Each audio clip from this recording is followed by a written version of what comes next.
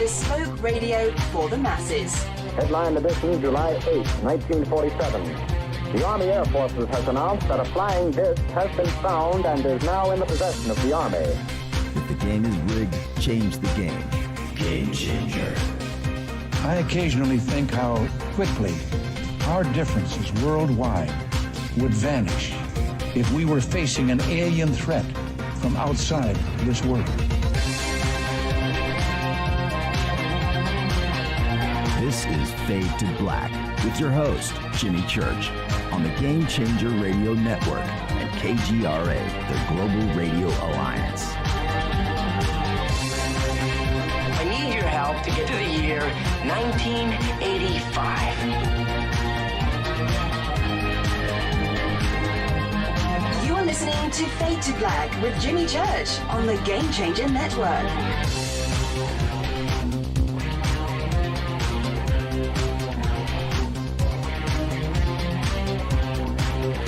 Good evening. All right. Fade to Black. Bespoke radio for the masses. Yeah, man. Today's Tuesday, June 1st, 2021.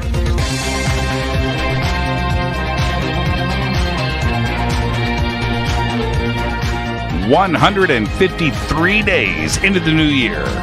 Only 212 days left. We are live from a bunker somewhere in the middle of nowhere. A total undisclosed location, but it is beautiful. I would like to welcome everybody listening all around the world, all across the United States. Hither and thither, to and fro, back and forth, up and down, east and west, north and south, far and near. This is Fade to Black for KJCR, the Game Changer Network, and KGRA, the planet. I'm your host, Jimmy Church. What is cracking, everybody? How you doing? How you doing?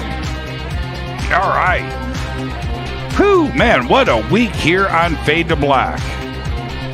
Absolutely incredible. Last night, Billy Cox. Tonight, Lisa O'Hara is here for the first time.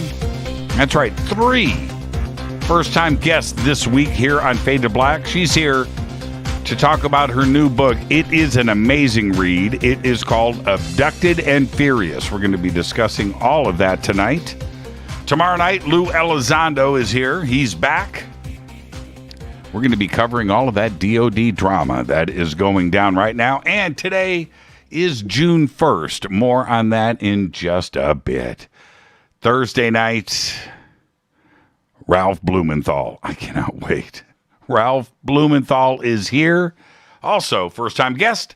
And we are going to be talking about his new book about John Mack called Believer. No Fader night this week. As a matter of fact, after Ralph Blumenthal, that'll be it for Fade to Black for a week because I'll be traveling to Laughlin, Nevada, and I will be spending June 6th through the 12th out there at the UFO Megacon. Save all of your emails. Jimmy, man, no shows. There's nothing on. Listen to my voice. No shows from June 7th.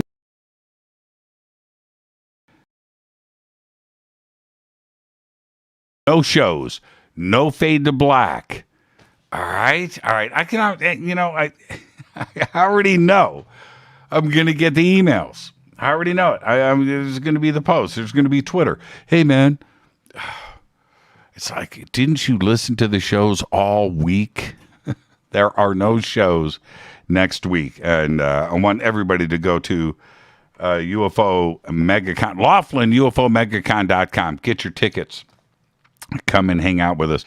That are going to be there. We have a booth. There's been a couple of changes. Well, I don't know the official announcements until I get to Laughlin, but I will be. It looks like I'll be doing some heavy lifting on the MC side of things, and the reasons for that we will discuss in Laughlin. But anyway. So my plan for the week was to hang out in the booth, to do my 2 presentations, maybe speak a little bit, couple of intros, do the sky watching on Friday night. That was my plan, hang out in the booth with all of you and eat and drink. Well, there's been a change. I am going to be manning the microphone for most of the week. So there you go. Okay? All right.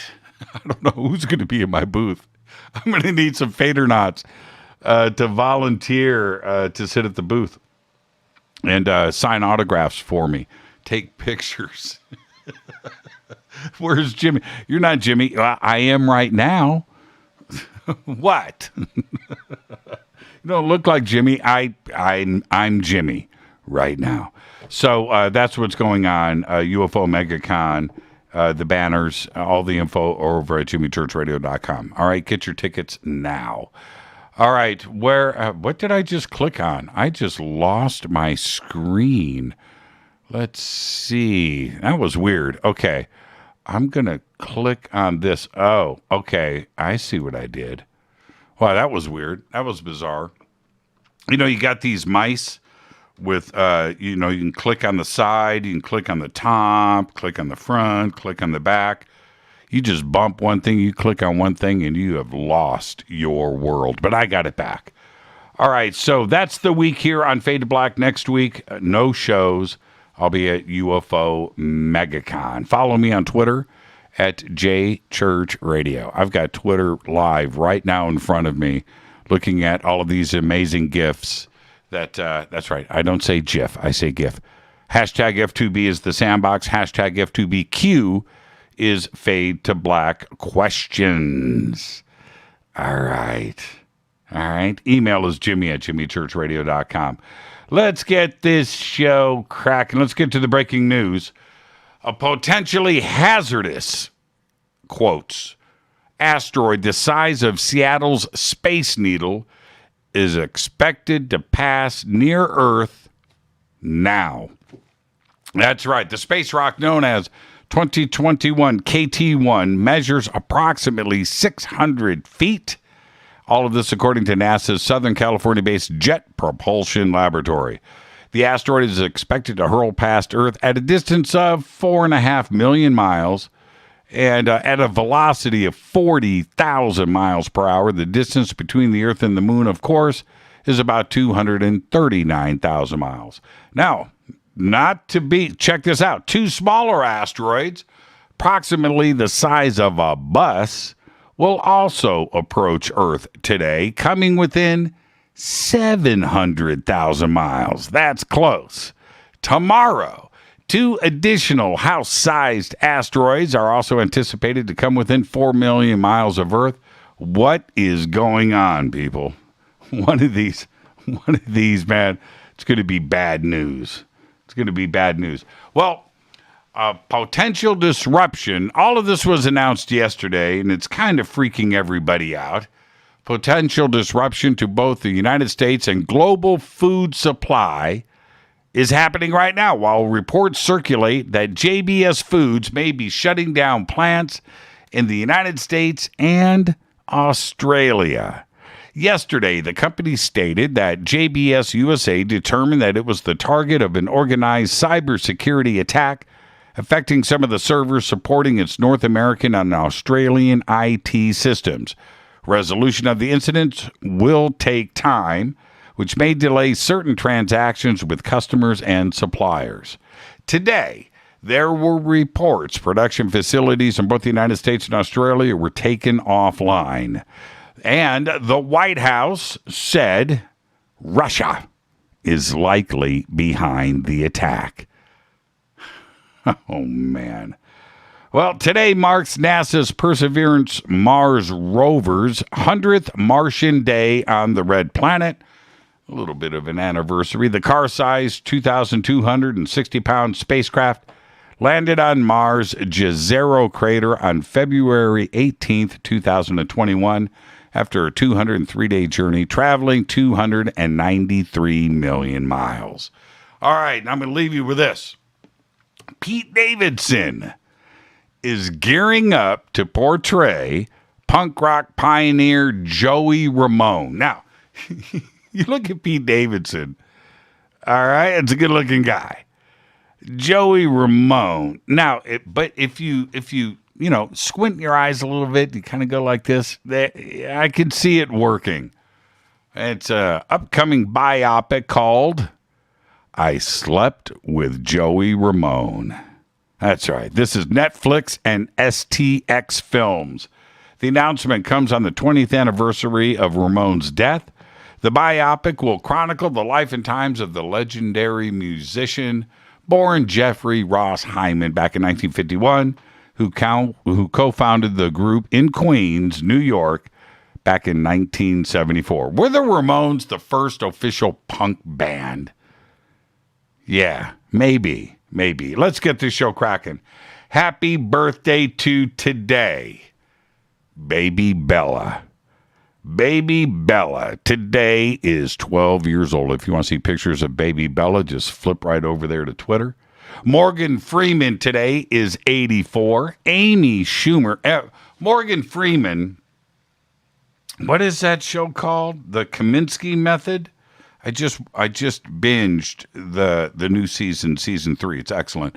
Morgan Freeman pops up. I don't want to give it away. No spoilers here. But Morgan Freeman today is 84. Amy Schumer today is 40. Terry Polo today is 52. You don't know who Terry Polo is, but I'm going to tell you. She played Pam Fokker in Meet the Parents. She's pretty funny. Alanis Morissette today is 47. I don't know who broke Alanis's heart, but man, she made a great record. Rolling Stone, Ronnie Wood, today is 74. And I'm going to follow that up with guitar god Michael Landau. Today is 63. Our dead guy's birthday today is Marilyn Monroe, 1926 to 1962. Tragically, allegedly, took her own life at the age of 36. On this day in history, OTD 1977. Speaking of the first punk band, in my opinion, the BBC bands. Oh, that was yesterday's on this day in history. And Fader Fact, those are yesterday's day. I was busy. I was moving and shaking. All right, tonight, very special guest Lisa O'Hara is with us. I didn't do my Fader Fact today. I didn't do my OTD. I just got all wrapped up in it, man. But you know what? I did make some River Moon coffee. I like my coffee, Doc. Oh, man. I like my coffee, Doc. Tonight, Lisa O'Hara is here. For the first time, we're going to be talking about her book, Abducted and Furious. It is an amazing read. Highly recommended, and you can go over to the links over at jimmychurchradio.com and click and head over to Lisa's website. The book is right there. Tomorrow night, Lou Elizondo is back. We are going to be covering all of the latest DOD drama and, of course, the UAPTF. I'm going to talk about that in just a minute. And then Thursday night, Ralph Blumenthal is here. Whew, man, what a week on Fade to Black. No Fader night this week. We'll see if we can get to some open lines tonight, and I'll try to arrange that tomorrow night. And, after Ralph. So we'll do, 30-minute pops of open lines this week so I can hang out with all of you. All right. RiverMoonWellness.com.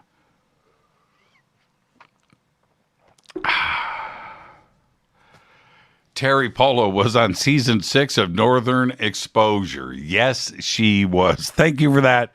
Laura London coming in strong. How you doing, Laura? All right. Laura London, speaking of young. There you go. You need to follow Laura. Everybody follow Laura on Twitter right now. I'm going to retweet. I'm going to do this right now. Laura, you're the best. Everybody follow Laura. I'm doing this right now. Right now. I love being the boss. I love being the boss. There you go, Laura. There you go. Right out into the Twitterverse. Well, today is June 1st. All right. And there's some chatter going around on social media that the UAPTF report may be out today. And I was seeing the action. So I was bouncing around and searching for an announcement. But as of showtime tonight, I haven't seen anything yet. But you don't know. But by most calculations, the actual due date is Thursday, June 24th. Okay? Now, I posted this up in social media today because what is the actual verbiage in the Intelligent Authorization Act that everybody is depending on? Right? Well, this is the section of the Intelligence Authorization Act for fiscal year 2021 that requests a report from the ODNI about UAPs that is due later this month. And like I just said, that date is June 24th. That's because that's when the bill was signed off 180 days ago. You go forward 180 days. It lands on June 24th, not on June 1st.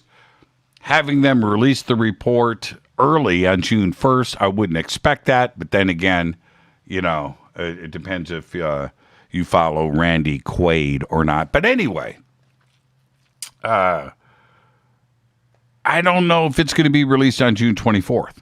I don't. Will June 24th arrive? Will there be an announcement and the request for an extension of time? I don't know. It's possible.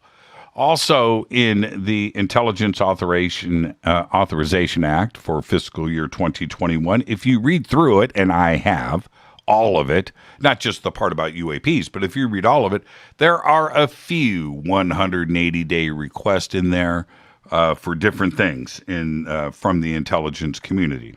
There's a lot of stuff in there. And one of them, of course, is this section about UAPs. A lot of people are talking about it, but few have actually read it. So I'm going to read it to you now. Here we go. Advanced aerial threats. Now, like I said, so you're going through, you're going through the Authorization Act, and boom, there's a headline for this, a headline for that, and you're going through and you just read through it, and all of a sudden, there it is. Advanced aerial threats. And it says this. The committee supports the efforts of the Unidentified Aerial Phenomenon Task Force at the Office of Naval Intelligence to standardize collection and reporting on unidentified aerial phenomenon, any links they have to adversarial foreign governments, and the threat they pose to U.S. military assets and installations. However, the committee remains concerned that there is no unified, comprehensive process within the federal government for collecting and analyzing intelligence on unidentified aerial phenomena, despite the potential threat. The committee understands that the relevant intelligence may be sensitive. Nevertheless, the committee finds that the information sharing and coordination across the intelligence community has been inconsistent, and that this issue has lacked attention from senior leaders. Therefore, the committee directs the DNI, in consultation with the Secretary of Defense and the heads of such other agencies, as the Director and Secretary jointly consider relevant, to submit a report within 180 days of the date of the enactment of the Act to the Congressional Intelligence and Armed Services Committees on Unidentified Aerial Phenomena, also known as anomalous aerial vehicles, included observed airborne objects that have not been identified. The committee further directs the report to include 1. a detailed analysis of unidentified aerial phenomena data and intelligence reporting collected or held by the Office of Naval Intelligence, including data and intelligence reporting held by the Unidentified Aerial Phenomena Task Force. 2. A detailed analysis of unidentified phenomena data collected by A. Geospatial Intelligence, B. Signals Intelligence, C. Human Intelligence, and D. Measurement and Signals Intelligence. Number 3. A detailed analysis of data of the FBI, which is derived from investigations of intrusions of unidentified aerial phenomena data over restricted United States airspace. Number 4. A detailed description of an interagency process for ensuring timely data collection and centralized analysis of all unidentified aerial phenomena reporting for the federal government, regardless of which service or agency acquired the information. Number 5. Identification of an official accountable for the process described in paragraph 4. Number 6. Identification of potential aerospace or other threats posed by unidentified aerial phenomena to national security, and an assessment of whether this unidentified aerial phenomena activity may be attributed to one or more foreign adversaries. Number 7. Identification of any incidents or patterns that indicate a potential adversary may have been achieved by breakthrough aerospace capabilities that could put the United States strategic or conventional forces at risk. And number 8. Recommendations regarding increased collection of data, enhanced research and development, and additional funding and other resources. The request ends with this: the report shall be submitted in unclassified form, but may include a classified annex. That's it.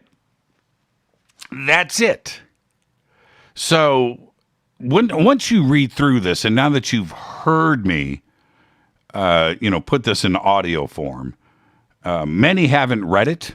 They've heard others comment on it in the UAPTF, and this is what the Senate Intelligence Committee is requesting. Now, I know that many out there have read between the lines, and I understand it says unidentified aerial phenomena. This, and foreign adversaries is mentioned so many times here. I'm not so sure with the way that this request is put forward, and combined with the leaks and the videos and the photographs that we have seen lately that are to be part of this report, and allegedly, and according to Susan Gao, that these were videos and images that were part of the UAPTF. Okay. To be presented, by the ODNI, the Office of, but anyway, let me get to the point. I'm not so sure that this is disclosure. I'm just not so sure. I'm not so sure that, the UFO ET off-planet section of this, which so many are expecting, that this is actually what's being requested. Yeah. It's strange to me.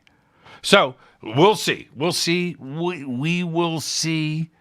June 24th, I think, is the final deadline of the 180 days. Let's see what's in the report. If it happens then, are they going to kick the can down the road? But once you hear it like this and you see what's actually being requested, I know that TMZ and others, approach Marco Rubio and they want to push this flying saucer ET component into this. And I'm just not so sure, Now that I've read this so many times, and I just took another look at it today with this excitement that this is now June 1st. I don't know. I don't know how ODNI is approaching this and how the different branches of the military and the intelligence agencies are going to respond to this. And that includes the FBI. We shall see. It's going to be an interesting month. We have got so many things that are happening at the end of this month. And July 17th, we will be doing our Disclosure online conference. We've just added Lou Elizondo to the conference. It's Linda Moulton Howe and Nick Redfern and Richard Dolan, Billy Carson, and myself. And what parts of this, the UAPTF, will be discussed in July? I just don't know. It's exciting. I'm glad that these things are being discussed. But I'm just not so sure that it's going to be disclosure as and I'm not here to bum everybody out, but you just heard what the request actually is. This is Fade to Black. I'm your host, Jimmy Church. Tonight, Lisa O'Hara is here for the first time. We're going to be talking about her new book, Abducted and Furious. Tomorrow night, of course, Lou Elizondo is back to cover all of the DOD drama, including the UAPTF. And he's got a big part in all of this, and we will be talking to Lou tomorrow night with all of the facts on the table. And then, of course, Ralph Blumenthal. And we're going to be talking to Ralph tomorrow night about his new book, John Mack Believer. But if you remember, it was Ralph and Leslie Kean that kicked everything off with the New York Times back in December of 2017 that brought us full circle to where we are today. This is Fade to Black. I'm your host, Jimmy Church. It's going to be a great show tonight. It's going to be a great show tomorrow. It's going to be a great show on Thursday, but there ain't going to be any great shows next week. I'll be at the UFO Megacon. I'm your host, Jimmy Church. This is Fade to Black on the Game Changer Network and KGRA, The Planet. You can follow me on Twitter at JChurchRadio. You can check out Lisa's new book at the links over at jimmychurchradio.com. They're right there. I'll be right back after this short break with Lisa O'Hara. Stay right there.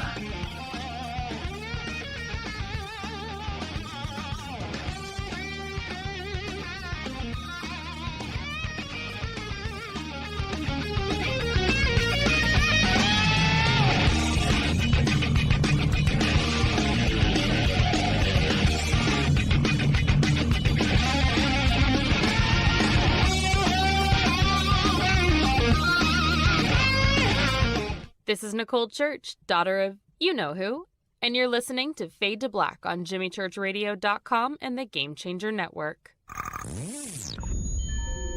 You're listening to Jimmy Church, Fade to Black. Fade to Black will now pause for alien identification.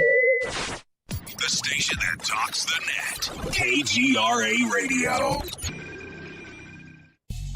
This is Jimmy Church, and I'll be at the UFO Megacon this June 6th through the 12th, 2021 in Laughlin, Nevada. The Laughlin UFO Megacon is unique. It's 7 days of education and disclosure. It's unlike all other UFO conferences. The Laughlin UFO Mega Conference specializes in bringing you new people, offering new information and disclosure. All of this is offered at prices so low you can actually afford to be there. For instance, 7-night hotel packages, 1 or 2 people, start at just $320 inclusive. Education and disclosure is why the Laughlin UFO Mega Conference exists. Join us for all 7 days, or a half a week, or just a day or two, but join us. Go to LaughlinUFOMegaconference.com. Register now. The only thing keeping you from being with all of us is you. Just go to LaughlinUFOMegaconference.com.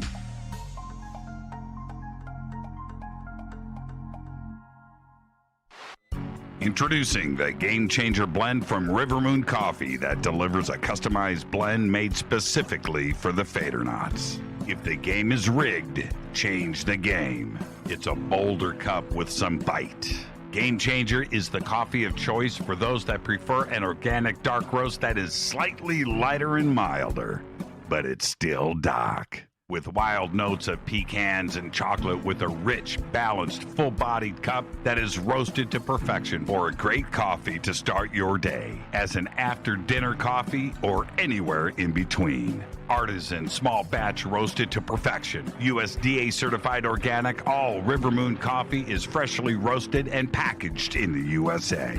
Just go to rivermooncoffee.com or click on the banners over on our site and use the promo code F2BBLEND for 15% off of your order today. rivermooncoffee.com. This is the only way forward. This is Fade to Black. Make contact. KGRAradio.com. This is Jimmy Church of Fade to Black, and you can get our podcast for just $2 per month. All you have to do is click on the podcast banner over at jimmychurchradio.com. Hi, folks. It's troubling times, and fear is pushing emotions, which in turn pushes health the wrong direction. Do you ever get an ache because life is uneasy? Try Life Change Tea at getthetea.com. Life Change Tea works on your digestive tract, helping to move food through quicker and comfortably so your health is spot on. Life Change Tea may not help with world issues, but it will help with your digestive issues. A glass a day helps keep the intruders away. So, change your life today. Log on to getthetea.com. That's getthetea.com. If your health game is off, get on by ordering Life Change Tea. Getthetea.com. And while you're on our site, look around at the great non-GMO organic supplements. And if you're a sales shopper, go to our specials page and see what's for you. I've been drinking the tea for 12 years and I'm sure glad for its health benefits. Again, that's getthetea.com. Getthetea.com. The tea that makes you go. Fadernauts, when you think about the future of our country and where we're headed, do you wonder about the food supply? I do. Disruptions in the food supply chain could be disastrous, and they usually occur with little warning. That's why the smartest thing you can do today is to stockpile emergency food, water, and other essentials. I personally recommend My Patriot Supply. They're the nation's largest emergency preparedness company, serving millions of customers for more than a decade. In fact, they're the only source my family trusts for our preparedness plan. You should too. Right now, save 20% off a full 4-week supply of delicious meals that provide 2,000 calories a day. Saving 20% helps too, doesn't it? Especially now. So go to preparewithjimmy.com and get ready. That's preparewithjimmy.com. There's no time to lose. Do it now. 9 out of 10 geneticists agree. Fade to Black is not your father's radio show on the Game Changer Radio Network and KGRA, the planet. Hi, this is Rob Reiner from Anvil, and you're listening to JimmyChurchRadio.com. What's up? I'm Chris. What up? This is Kyle Massey, and you're listening to Jimmy Church Radio.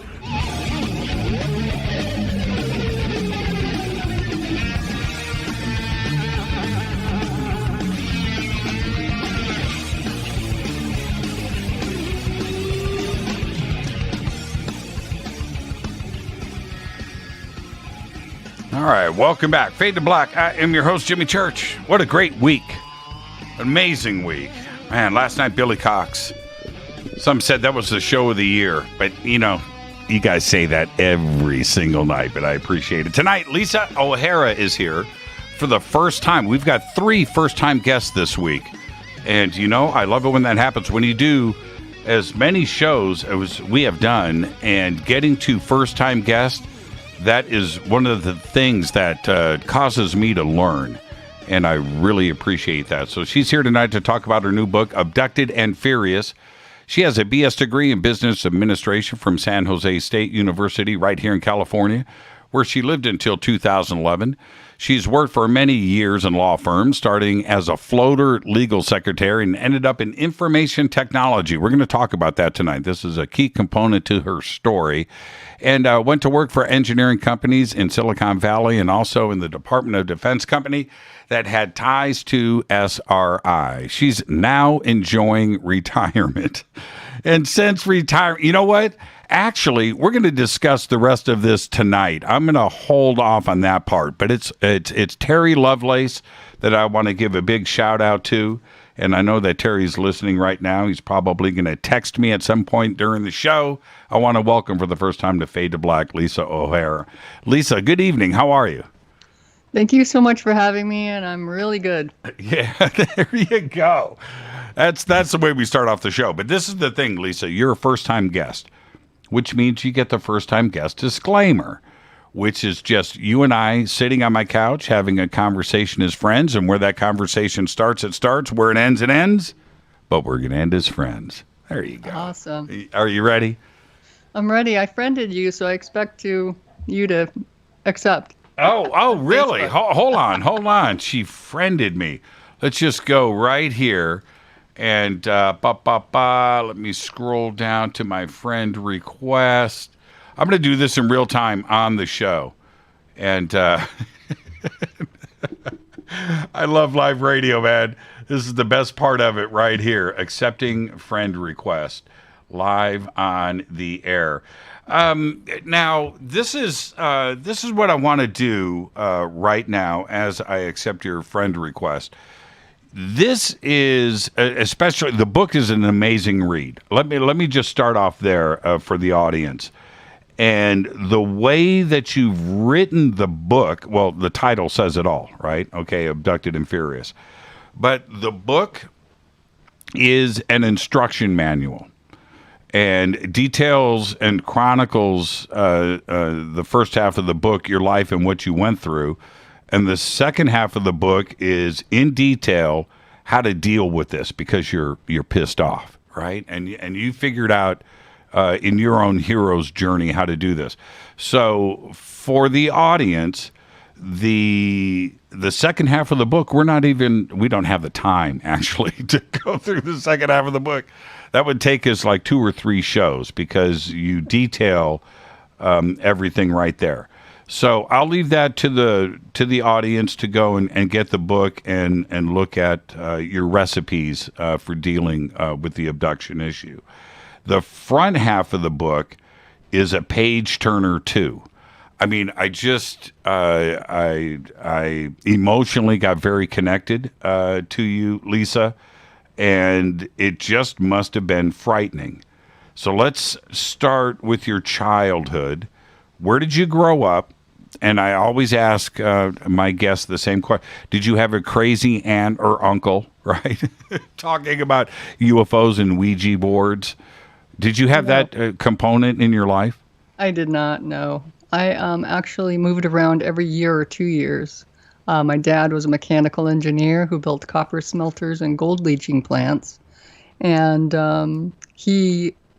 everyone thought he worked for the CIA because when I was a child and they would ask me, what does your father do? I couldn't tell them.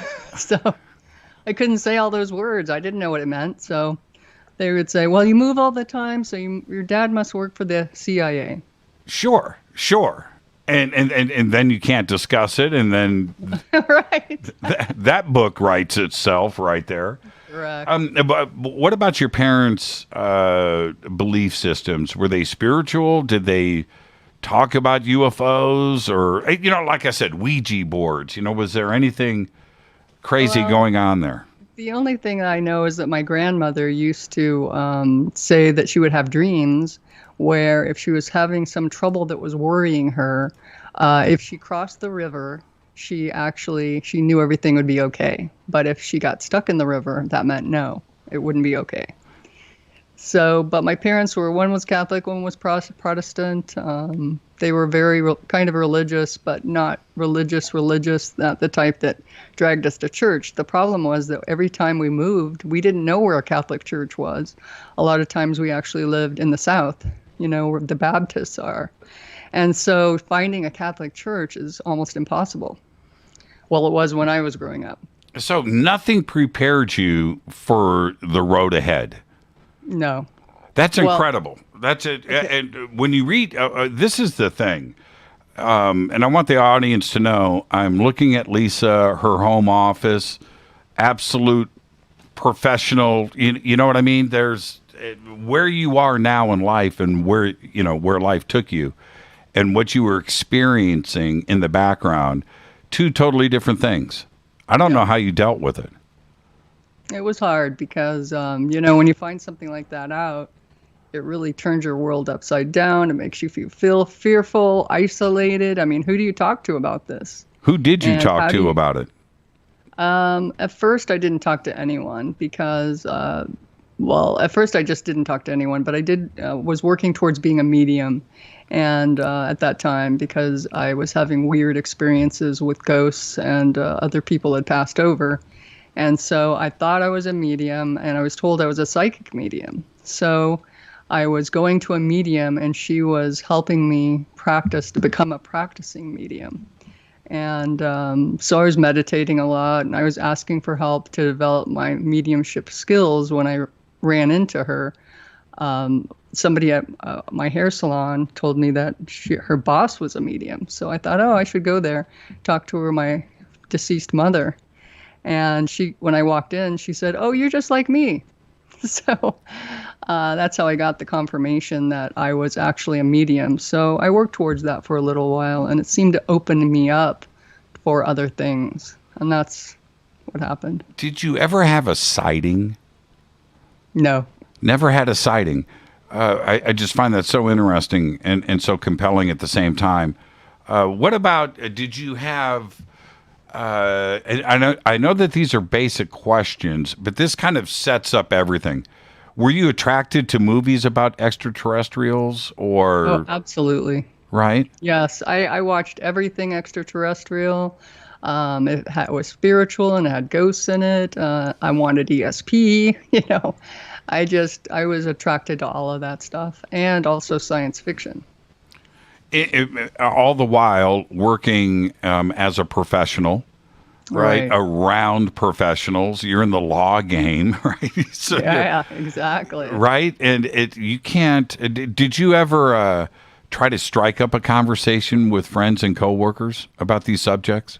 No, I did not. I mean, there are some places that are extremely formal and, does not invite that kind of conversation. And that's one of those places. And now I'm going to bring up your better half, your husband, who's also a professional.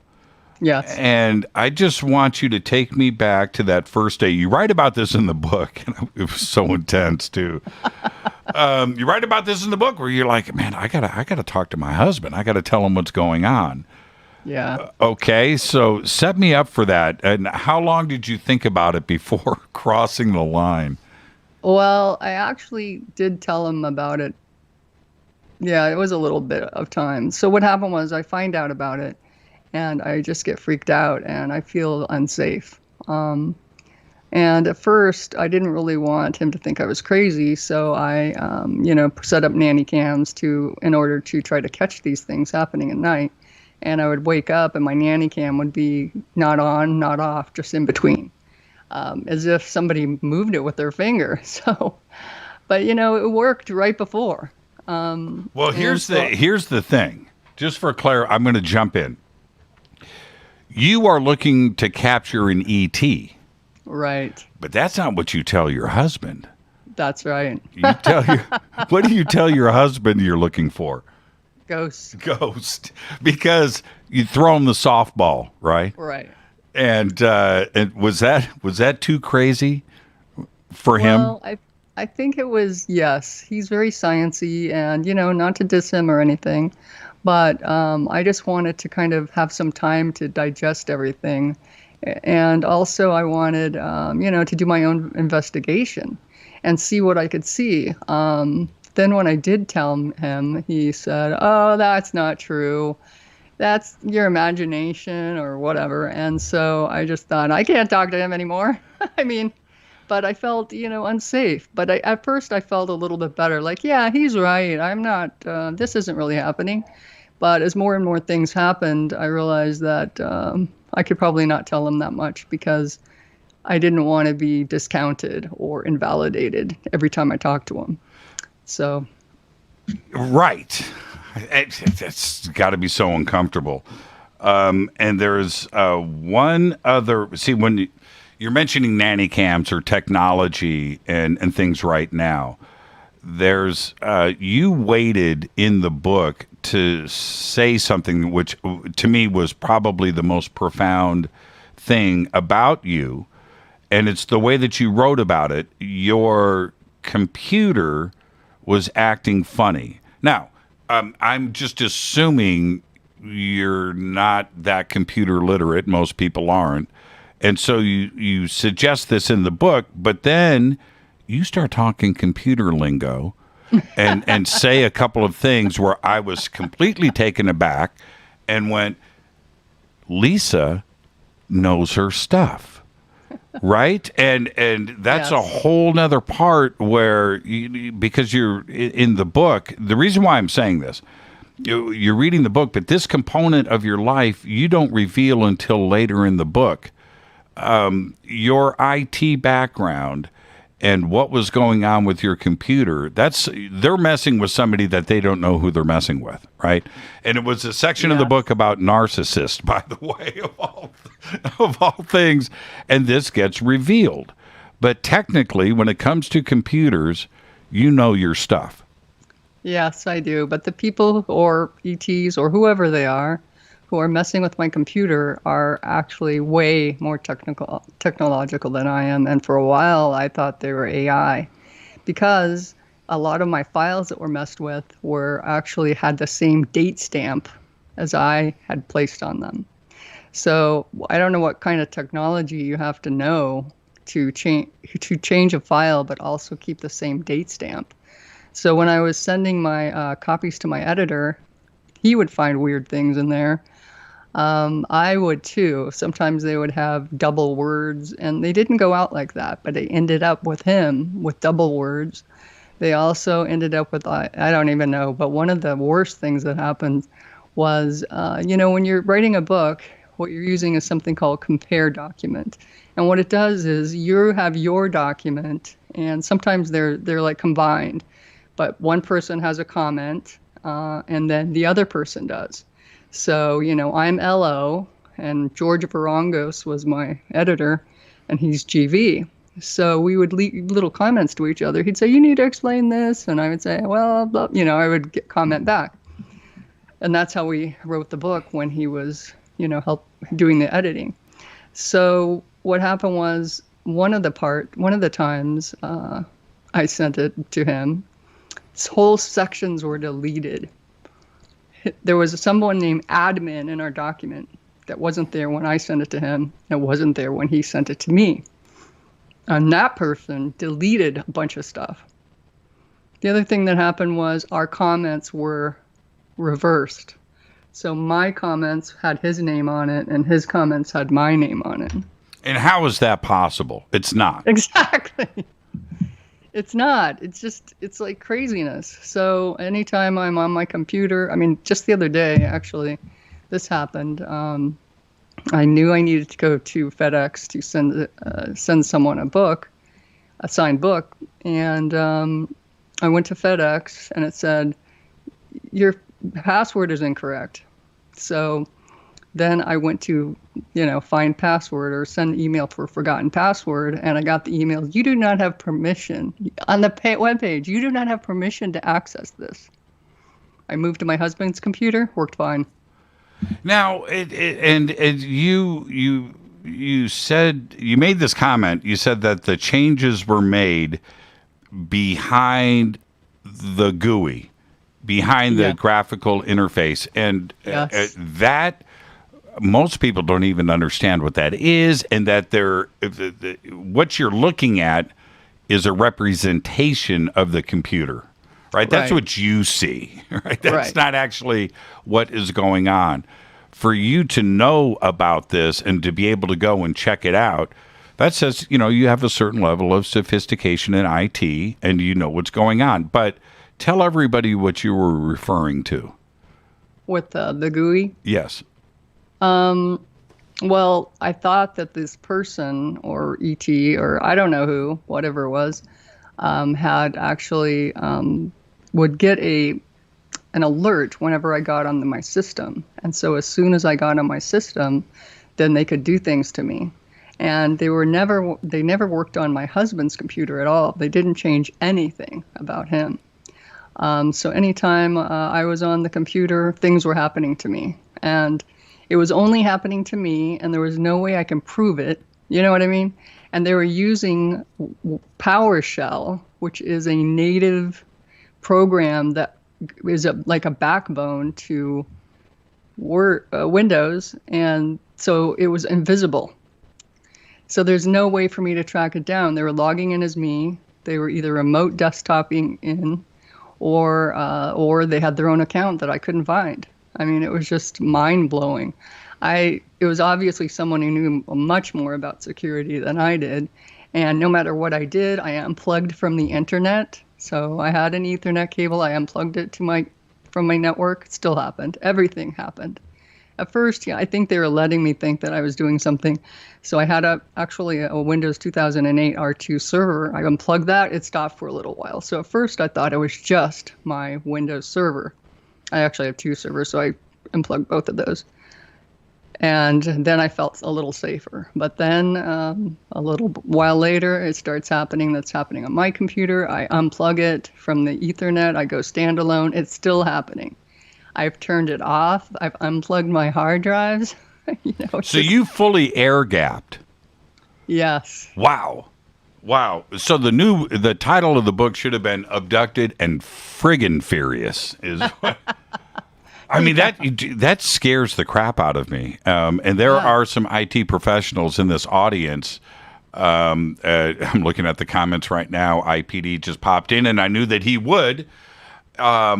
But PowerShell and having changes go on behind what you have knowledge of and what you can see, that's a scary thought. Somebody's got control of your system that shouldn't have. Yes. The other part you had mentioned before the break. I know that this is technical to some of you. To most of you, but you have to understand the reason why this is important to me is this is an impossible situation. This is like Edward Snowden level of disturbance going on with Lisa's computer. You had said that folders were opened and closed that you hadn't opened and closed. Yes, and actually, this happened recently. Because they're still on my computer. I don't know how to get rid of them. I was trying to log into Network Solutions, which is a domain company. Yep. And I have an account there. And I was trying to log into it, and I couldn't get in. And that's because somebody else was logged in, too. Now, initially, I had been getting emails, which had all the information correct, except the date something was expiring. So I wouldn't click on the link of the spam email I got. Instead, I would go to Network Solutions, try to log in, and everything would be fine. So that kept happening over and over. And so finally I thought I need to change my password. Well, I couldn't because they were logged in too, whoever this was. So I kept getting an error. So then I sent myself forgot password, or, I got locked out because I tried so many times. I sent myself forgotten password. And while I was staring at my Gmail password or my Gmail email, the email was forgotten password was deleted. While you're looking at the eyes. screen. Wow. And I was really upset about that. So I had to call them. Now, this is where it gets really strange. So I had to call them. I changed it. Then I thought, well, what the heck? I should get another password manager because whoever this is knows this password. So in the middle of the night, I change I write down. So I tried Bitwarden, and nothing against them. They're fine. I wrote on a Rolodex card what my new password was for Bitwarden, and I used a phrase, and it was actually pickles and beer with an ampersand. And so I do that. I write it down. While I was sitting there, my Rolodex card disappears off my desk. What? I was so mad that I decided to get up in the middle of the night and change it to peanut butter and jelly. So that night, so I did that, and I moved a lot of my passwords over, the ones that I thought were important. And then that night, my mind was probed for the password that I had put peanut butter and jelly. And the next day, when I tried to get into Bitwarden, my password peanut butter and jelly would not work. I could only get in with my thumb, which is, Touch ID. Yes. So I finally realized later that they had changed it back to pickles and beer. This is disturbing on so many levels. When we come back after the break, we're going to set the stage with everybody. When the intrusion started, who was there. And the other part about this is this was nightly, and sometimes multiple times. Yes, and we're going to go through all of that when we come back after this short break. The book is an amazing read, Abducted and Furious. You can get that over at jimmychurchradio.com. The links are right there. It'll take you straight to LisaO'HaraOnline.com. Lisa O'Hara is our guest. This is Fade to Black on the Game Changer Network and KGRA, The Planet. I'm your host, Jimmy Church. Stay with us. We'll be right back.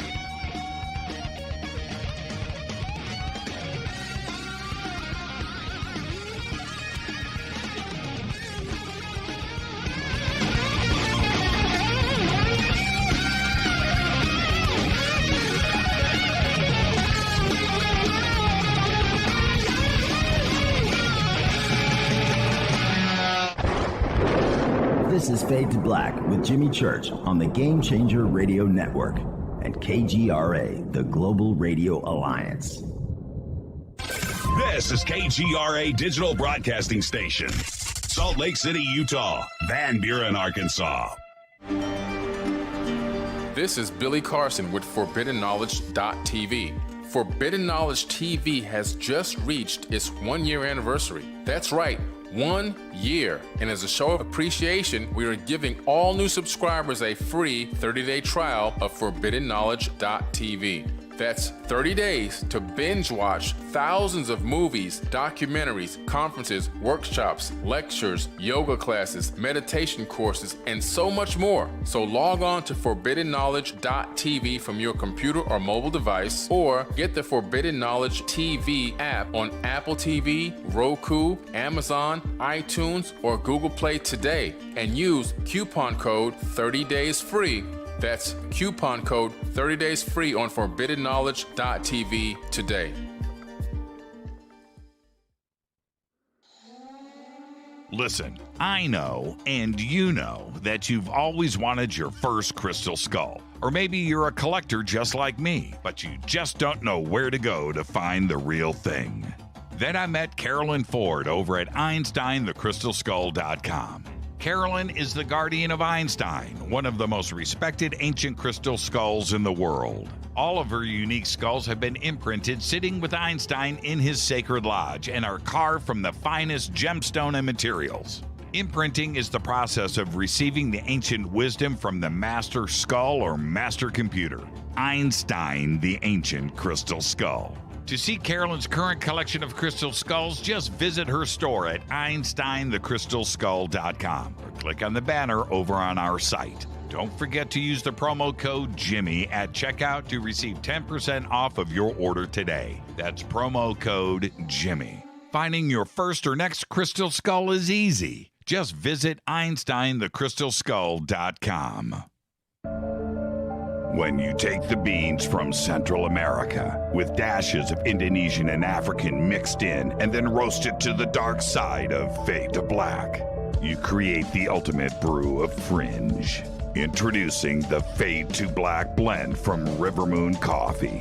Yes, Rivermoon's darkest customized roast was created for the love of Fade to Black.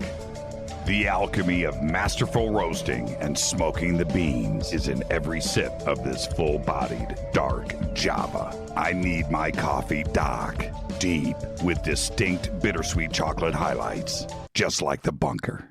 Leaning further into the darkness of the roast is Fade to Black Blend from Rivermoon Coffee. Just click on the banner at jimmychurchradio.com and use the promo code F2BBLEND for 15% off of your order today. Hello, I'm Katie, and you're listening to my main man, Jimmy Church, on jimmychurchradio.com.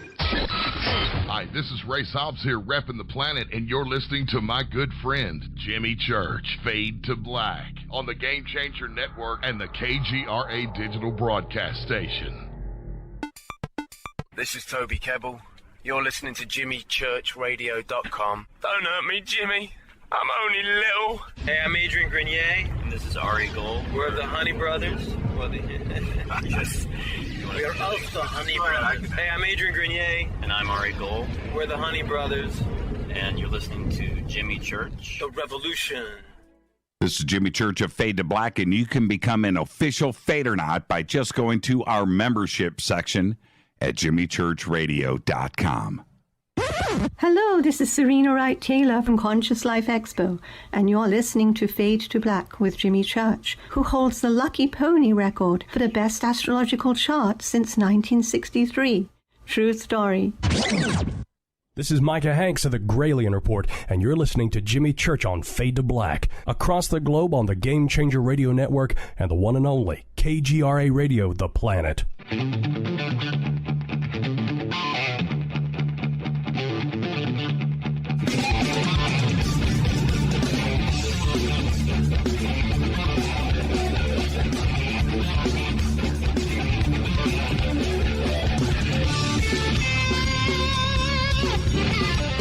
Welcome back. Fade to Black. I am your host, Jimmy Church. Tonight, Lisa O'Hara is here. The book is Abducted and Furious.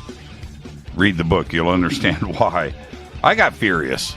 The book is an amazing read. And what we're going to do now, Lisa, let's go back. And one of the reasons why I found the book so compelling is you set the stage for your pissed offedness. Is that the right words? Right. I think so. Yes. And you set the stage for that. Let's go back, and I want to do a deep dive into these incidents if we can. But take me back to the first night that you were visited. I'm trying to frame the words correctly here. But take me back to the first night. What happened? The first night, I actually had cut my leg on a recycling bin, and I had gone to bed, and all of a sudden it was fine, and then all of a sudden it started throbbing, and I saw a praying mantis by my bed. And it was about 6-7 feet tall. It seemed motherly. It wanted me to know that its name was Moma, and that she wanted me to go to her ship. She was talking to me telepathically. She was sort of greenish looking, and I was just pretty fascinated by her. I couldn't tear my eyes away from her. I didn't feel paralyzed. I just felt like I was could not believe what I was looking at, because normally I expected to see gray, but I didn't in that case. And so I just stared at her in fascination, and I was afraid that if I looked away, she would disappear. But she wanted me to give her permission to take me to her ship. And she tried really hard, finally saying, please let me take you to your ship and fix your leg. And I said, no, I just cannot agree to that. I cannot agree to that. She eventually said, what if I come and take you to their ship? And I retrieved you from there. Will that be okay? Which I thought was strange, but I was like, okay, yeah, that would be okay. And the next day, I fell asleep immediately after that. The next day, my leg didn't hurt anymore. And your husband's in bed? Yes. And now this was a total physical experience. Yes. This wasn't a dream. She was there, Momo. Yes. right? Yeah. Yeah. And I've made this comment so many times, and I don't mean to be cavalier at all, but a praying mantis, which I've never seen, but that would freak me out and would scare me. But the comments that I have heard over the years is that, no, the praying mantis beings are actually pretty cool, right? You didn't freak out. You weren't scared. 7-foot praying mantis standing in front of you. Yeah. I don't know why I wasn't scared. It's funny, when I saw it, I was just, like I said, I was sort of awestruck. I wasn't fearful. I don't know why. Maybe she didn't give off a menacing feeling. But that's what I found, is that the really bad guys give off a menacing feeling. They want you to be as fearful as possible. Right. But this one, so I don't know what her intent was, or if she was a she, I don't know.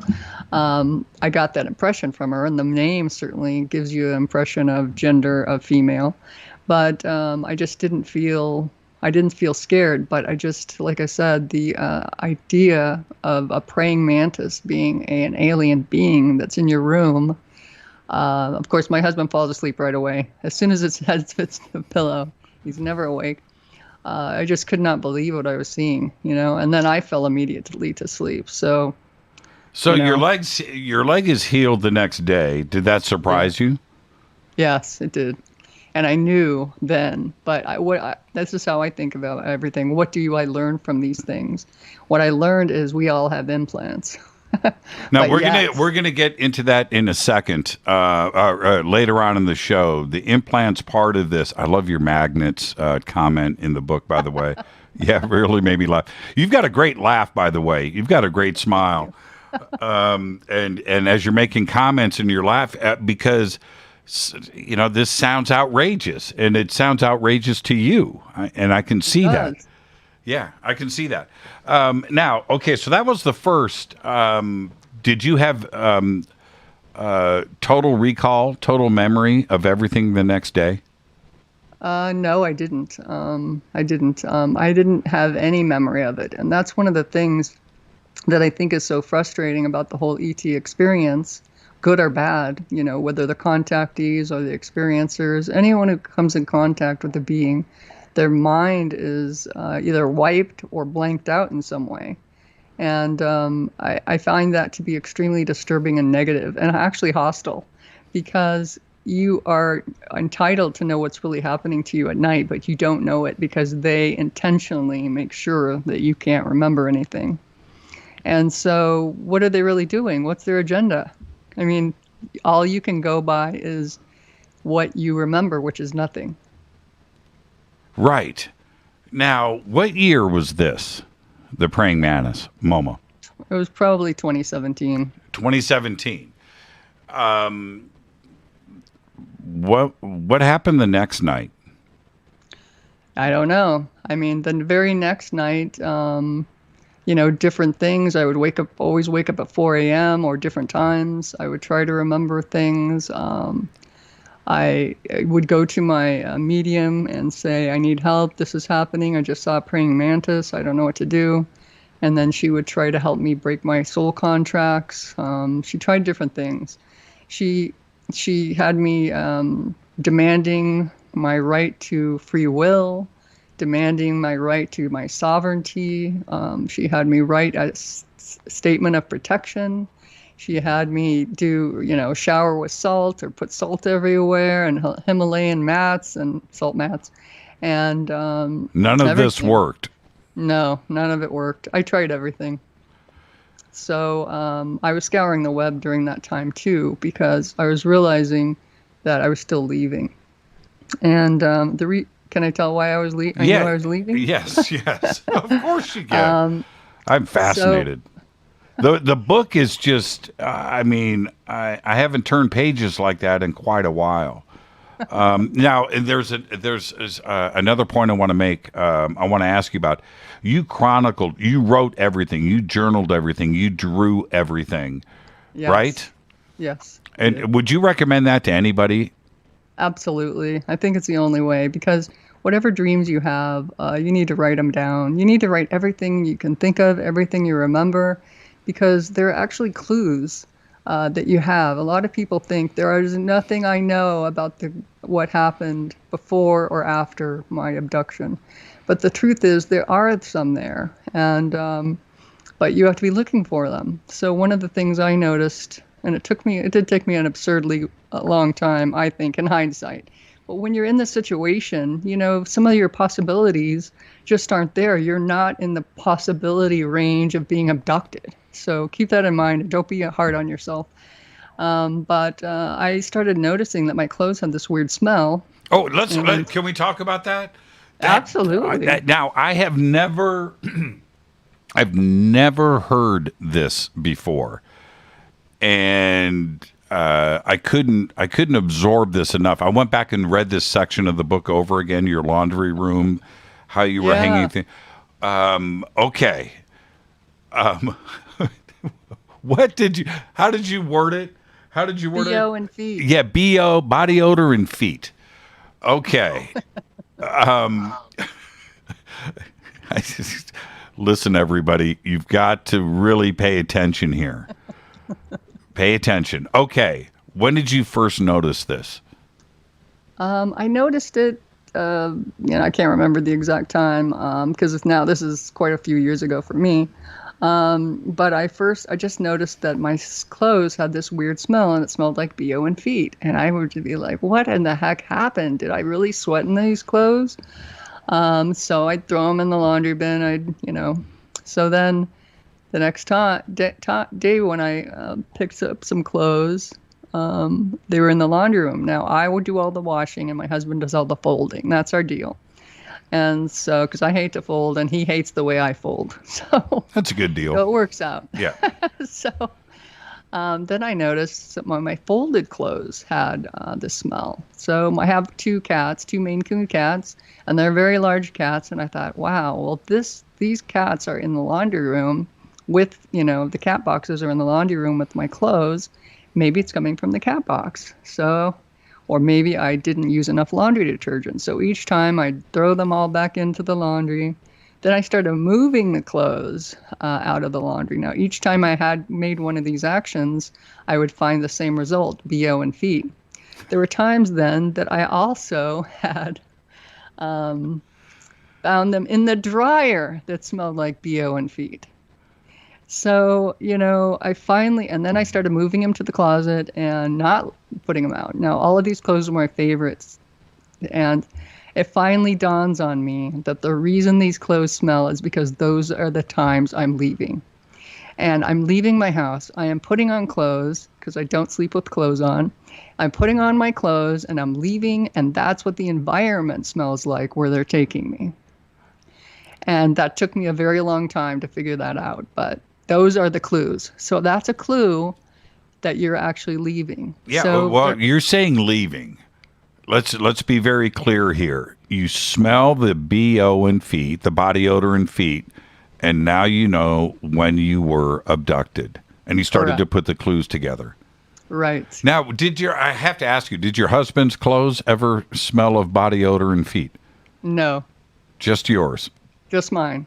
Just my favorite ones. And then eventually all of them. Oh, man. I want comments from everybody about this. Have you heard of this before? Or have you experienced this before? And okay, so now we've got clues to what may have happened the night before or earlier that week. And you know what clothes you wore on what day. Correct. And at that one point, I took all of my clothes off of wherever I put them all in my closet, but I left a orange or bright orange workout tank top on the counter of my bathroom, and that night I had a dream about wearing only a orange tank top with no bottom. So I'm starting to, put things together. It's funny, in the book you said TMI. Yeah. At that point. This is too much information, but I'm just telling you guys how it went down. Right. And the orange tank top smelled like BO and feet. That's She's laughing. I'm not laughing. Lisa's laughing. Yes, this is extraordinary. Now, there's another part. You sent me a lot of images that were taken. I want to jump into this now because this also is in this section of the book too as well. But I want to explore this a little bit further because the information is there. It's in the book, but I've got questions. You started to document with images and photographs some of the physical changes that happened to you, and you would see them the next day. Some of the images are in the book. I don't know how many images you sent to me. I didn't go back and cross-check. But wow. Okay, so they look, you discuss in the book that this is possibly a taser type of immobilizing device that was being used on you. You suspected this. So let's go to the first day that you saw these marks on your body, and they're right there in the book. Tell me about that. Actually, I'm not sure when I first saw them, but I started seeing them all the time. And I started seeing them, in various places, on my arms, on my chest. I could feel them on my back. And I started realizing that, when I would look at all of the other things on the web about having a square mark on people's arms, on their whatever biceps or wherever they would have them, some people would talk about that. And then I finally realized that mine looked kind of like spider bites to a degree because they were two. There was always two, and they were always parallel to each other. And then I finally realized that I thought they were stun gun marks. And the square was actually two stun gun marks or two cattle prod marks. So I finally realized that that's how they were getting me to sleep, or maybe they were stunning me, and I don't know. I don't know what the issue was, but I started realizing that that was one of the marks that I could count on them to give me. And then I just started noticing every single bruise or raised mark. I found a lot of marks that were extremely raised. They had a hole in the middle, like they were being used by a syringe. And I also found tons of bruises, and some I didn't take pictures of. If this is happening to you, take pictures all the time, because I didn't know I'd write a book, and I don't have all the pictures I could have had, but so I took as many as I could. And, a lot of these marks look like brands. There was one that looked like a little Y on my knee. I had picture. I don't have this picture, but it looked like 6-finger marks, like a handprint on either side of my legs. And then I actually have one, and I'm sure I sent that to you, but it looked like JP or SP or something like that. It looked like somebody took a syringe or some kind of thing and made a little brand mark on my leg. And so over and over, I take pictures. They've mostly stopped. Every once in a while I'll get one, and I take a picture of it, because a lot of them just look strange. They don't look like any normal bruise where it's just a bruise. These have little dots in the middle. And so I don't know what that's from, but the stun gun marks are always the same. And they always have some sort of skin that's burnt on the inside of the stun gun, the skin, I guess where the prongs are stuck into your skin. And so, I don't know if that's just a torture device, but I have a lot of them. It's slowed down, but it's still used. One of the images looked like, I've never seen a bruise like that. I don't wake up with bruises. I would freak out, right? How did that get there, right? Right. That's physical trauma of some kind to get a bruise. But the one that looked like three dots with another dot in the middle. When you see something like that on your own body, right, and you don't know how it got there, that is physical, but it's also a pattern. It's a very strange thing. What went through your mind, Lisa, when you saw that? And how big was it in the picture? I don't want to know really necessarily what body part, but it was probably my leg. that was your leg? Okay. Yeah. But how big was that triangle, the 3 dots with the one in the middle, the bruise? It was about the size of a quarter or maybe 2 quarters, if you... Right. See, that's even crazier. That's... Yeah. You mentioned in the book that this was possibly happening many times a night. It wasn't just one abduction. Yes, I started to think that because sometimes I would wake up multiple times, and and it would usually be the same time, or I would also have times where I would have not missing time. I don't even know what to call this, and that's one of the problems with me. My situations are so weird and so unexplainable. There's not even a label for it. But I would wake up and I have a digital clock that points the time on my ceiling in red numbers. And so I just need to open my eyes to see the time. So there'd be times that I'd wake up at 2 a.m. 3 times, or I'd wake up at 1:35 when I went to bed at 2 a.m. And just things like that where... Wait, I read that in the book. Okay, so when you said that, you woke up 25 minutes earlier than when you last looked at the clock. In other words, you are now back in time by Correct. 30 minutes. That's right. And, okay, how is that possible? In before this, my reality would never have believed something like this. But when you're living it, you just have to chalk it up to, high strangeness, because you can't explain it. It doesn't have a label, like I'm saying. There's just no way to know why this is happening, how this is happening. I just don't even know. Could it be, I don't want to put words in your mouth, but that you were removed from this timeline at that specific time. You remember it, yes. But you were brought back into this timeline 30 minutes before and dropped off. Yes, I do believe that, because that's happened in my car a couple of times. And in my car, it's really, really dangerous. I get really mad. I drive a stick shift, and I'll be taken out of my car while I'm about to shift into 4th gear to try to merge onto the freeway. And then I'll be suddenly back, and my car is kind of like lagging on the side of the road, not on the side, not on the shoulder, but actually waiting for the lane to end. And everybody around me is trying to get away from this crazy woman driving this car. They don't know what's going on. And I'm now back, and I'm not where I thought I was, that kind of thing. In the shifting pattern. Right? Correct. Maybe they think I have an automatic and it wouldn't matter, but it does matter. Now, yeah, right. It does matter. With the stick shift, it certainly matters. Now, as you're going at this, we're talking about 2017 to the present time.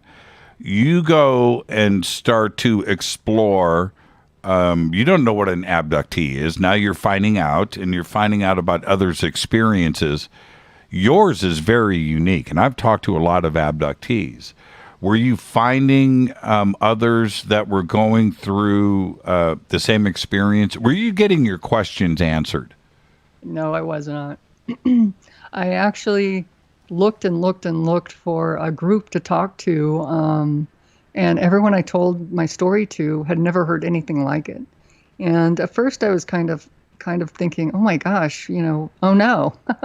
But then I thought, well, these are just my experiences, and it's okay that they're not like everyone else's. But I looked for groups. I just couldn't find anyone. A lot of people don't want to talk about this. A lot of contactees will talk about it because it's a positive experience. But the negative abductees, nobody will talk about it. And why would they? I mean, this is a taboo subject.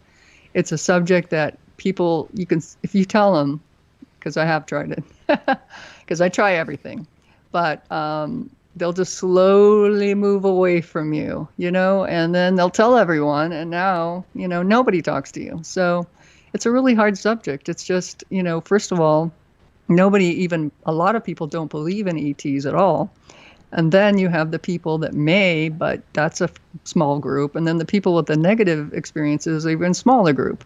So, thank God for Terry Lovelace, because I was so relieved to find someone like him who was reporting a negative experience, and then I could report my experiences to him.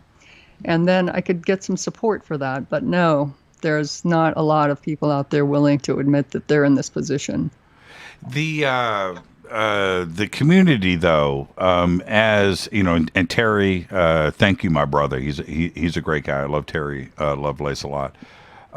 But now Terry is speaking to you, and now you are able to talk to others around Terry and discuss these experiences probably for the first time. Yes. Yes, that's true. And then he encouraged me to write a book. When I read his book, I felt kind of riveted by it because I felt like he was one of my people. And, it's hard to find people that are just like you or, are in similar circumstances.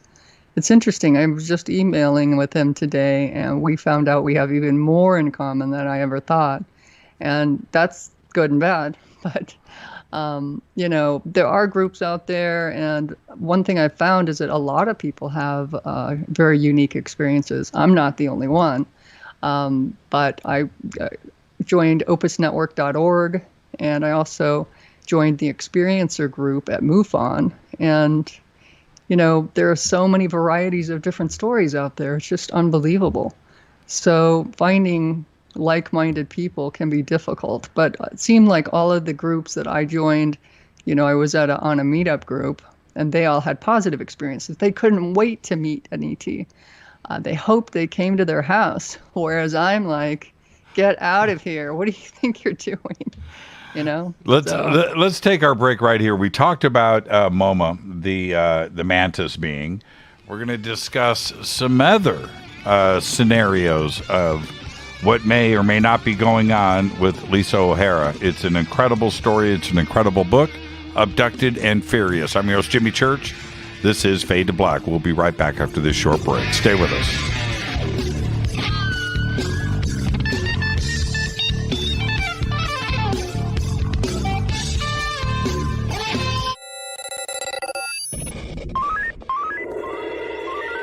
Way out here, we listen to Jimmy Church. You're listening to Fade to Black. Always on the edge of the hottest alternative talk. Jimmy Church with Fade to Black. KGRARadio.com. ¿Qué tal, mis amigos? Yo soy Mario Carson, el tiburón, y los invito para que escuchen a mi buen amigo Jimmy Church Radio. ¡Claro que sí! Do you want to be an official Fadernaut? Of course you do. This is Jimmy Church of Fade to Black. Just go to our membership section at jimmychurchradio.com. This is Jimmy Church, and I'll be at the UFO Megacon this June 6th through the 12th, 2021 in Laughlin, Nevada. The Laughlin UFO Megacon is unique. It's 7 days of education and disclosure. It's unlike all other UFO conferences. The Laughlin UFO Mega Conference specializes in bringing you new people, offering new information and disclosure. All of this is offered at prices so low you can actually afford to be there. For instance, 7-night hotel packages, 1 or 2 people, start at just $320 inclusive. Education and disclosure is why the Laughlin UFO Mega Conference exists. Join us for all 7 days, or a half a week, or just a day or two, but join us. Go to LaughlinUFOMegaconference.com. Register now. The only thing keeping you from being with all of us is you. Just go to LaughlinUFOMegaconference.com.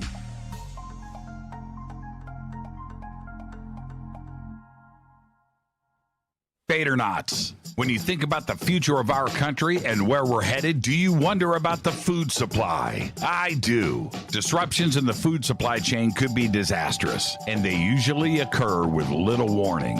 That's why the smartest thing you can do today is to stockpile emergency food, water, and other essentials. I personally recommend My Patriot Supply. They're the nation's largest emergency preparedness company, serving millions of customers for more than than a decade. In fact, they're the only source my family trusts for our preparedness plan. You should too. Right now, save 20% off a full 4-week supply of delicious meals that provide 2,000 calories a day. Saving 20% helps too, doesn't it? Especially now. So go to preparewithjimmy.com and get ready. That's preparewithjimmy.com. There's no time to lose. Do it now. So, you love talk radio? Then you'll love TalkStreamLive.com. TalkStream Live is always on, 24/7, with the best streaming talk shows. Find your favorite talkers and discover some new ones. It's free, readily available online or on mobile with any smartphone or tablet. Finding your favorite talk shows all in one place has gotten a whole lot easier. Just go to TalkStreamLive.com. Be sure to download the free apps from Google Play or the iTunes App Store. You listen to us, and we listen to you. And so does the CIA. KGRAradio.com. You are listening to Fade to Black with Jimmy Church on the Game Changer Network.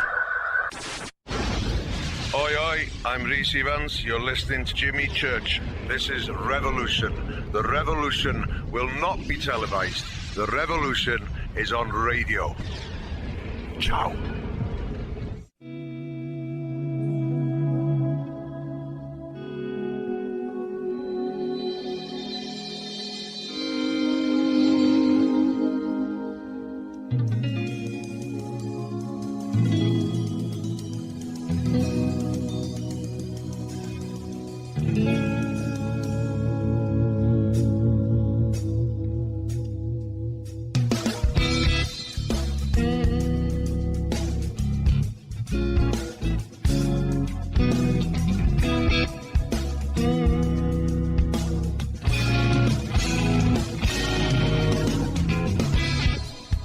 Welcome back. Fade to Black. I am your host, Jimmy Church. Tonight, Lisa O'Hara is here. The book, Abducted and Furious. The links are over at jimmychurchradio.com.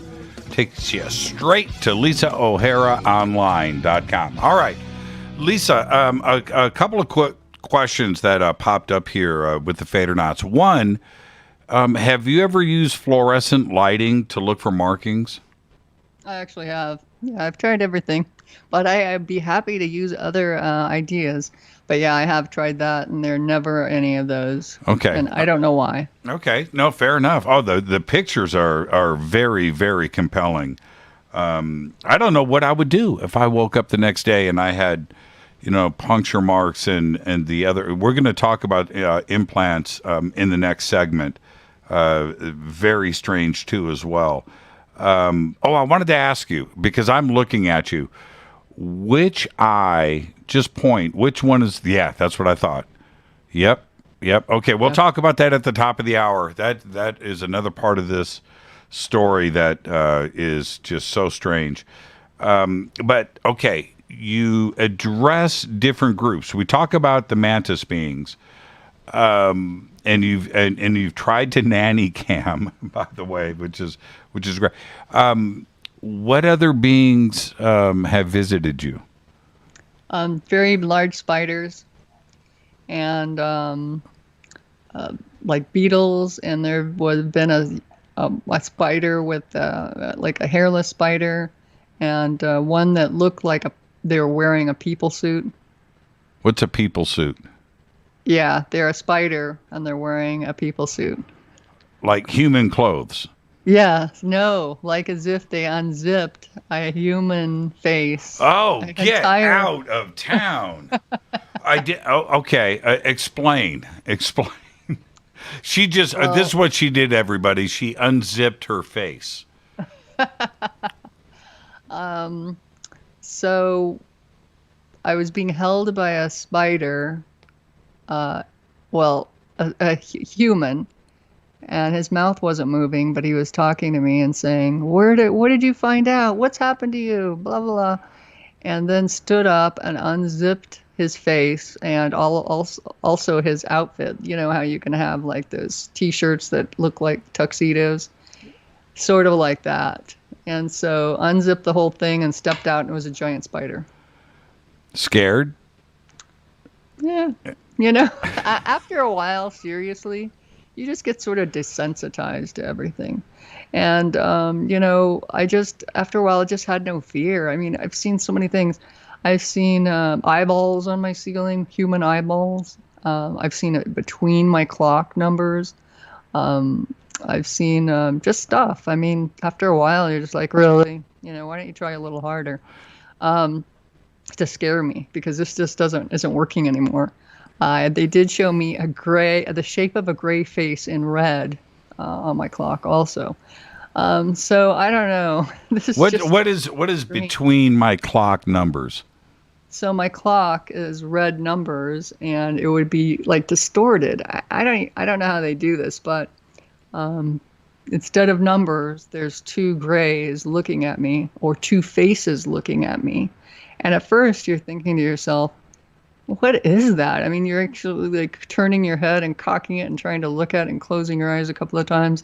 But instead, it's two people or two sets of eyeballs looking down at you from where your clock was.